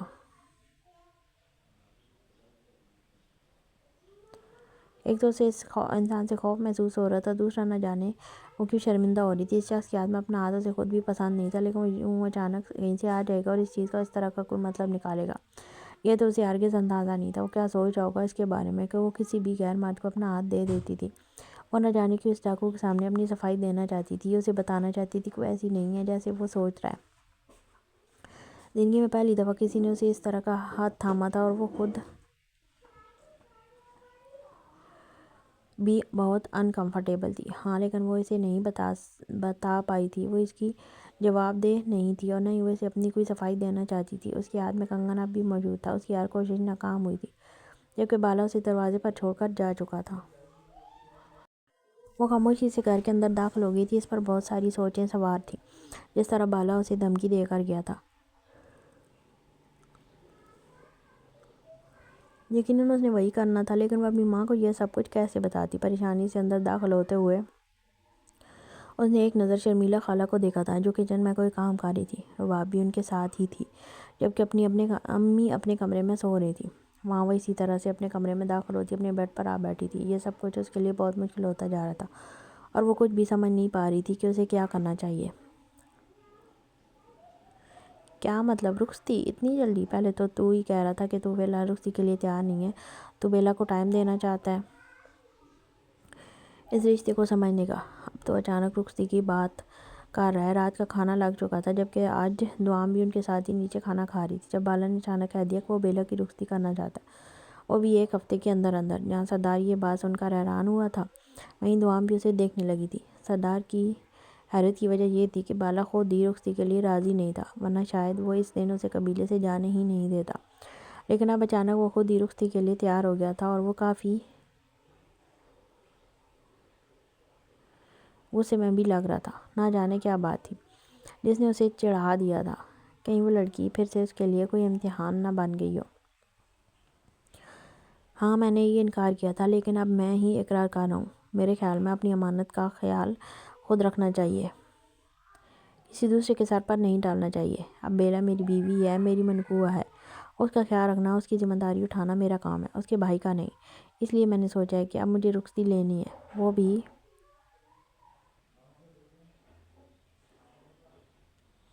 ایک ہفتے کے اندر ہی۔ میں اس معاملے کو لٹکانا نہیں چاہتا، مجھے پہلے ہی رخصتی لے لینی چاہیے تھی۔ بیکار میں ان ساری باتوں کو اتنا لمبا کھینچ دیا۔ ہاں وہ سب کچھ تو ٹھیک ہے، لیکن بیلا سے پہلے بات کرنی پڑے گی، اس سے پوچھنا پڑے گا، اور پھر اس کا بھائی بھی تو بیچ میں ہے نا، اس انسپیکٹر پولیس والے کا بھی تو کچھ کرنا ہے۔ وہ اسے دیکھتے ہوئے بولا تو بالا نے نفی میں سارے لایا تھا۔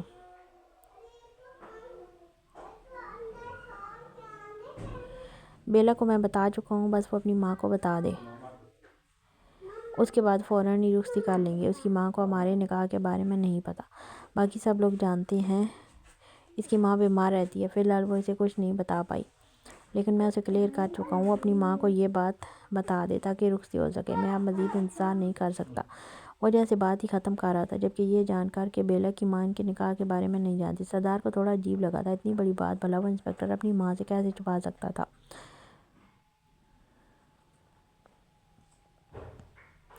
چلو ٹھیک ہے، اگر تم نے بات کر لی ہے تو پھر مزید بحث کرنے کی ضرورت ہی نہیں ہے، رخصتی کی تیاری کرتے ہیں۔ قبیلے کو سجا دو، ڈاکو بالا کی شادی ہے۔ وہ اس کے کندھے کو ہلکا سا تھپتھپاتے بولا۔ بالا جہاں ہلکا سا مسکرایا تھا، وہیں دعا بھی کافی پرجوش لگ رہی تھی، جبکہ تھوڑی ہی دیر میں قبیلے میں جشن کا شور مچ چکا تھا کہ ڈاکو بالا کی شادی ہے۔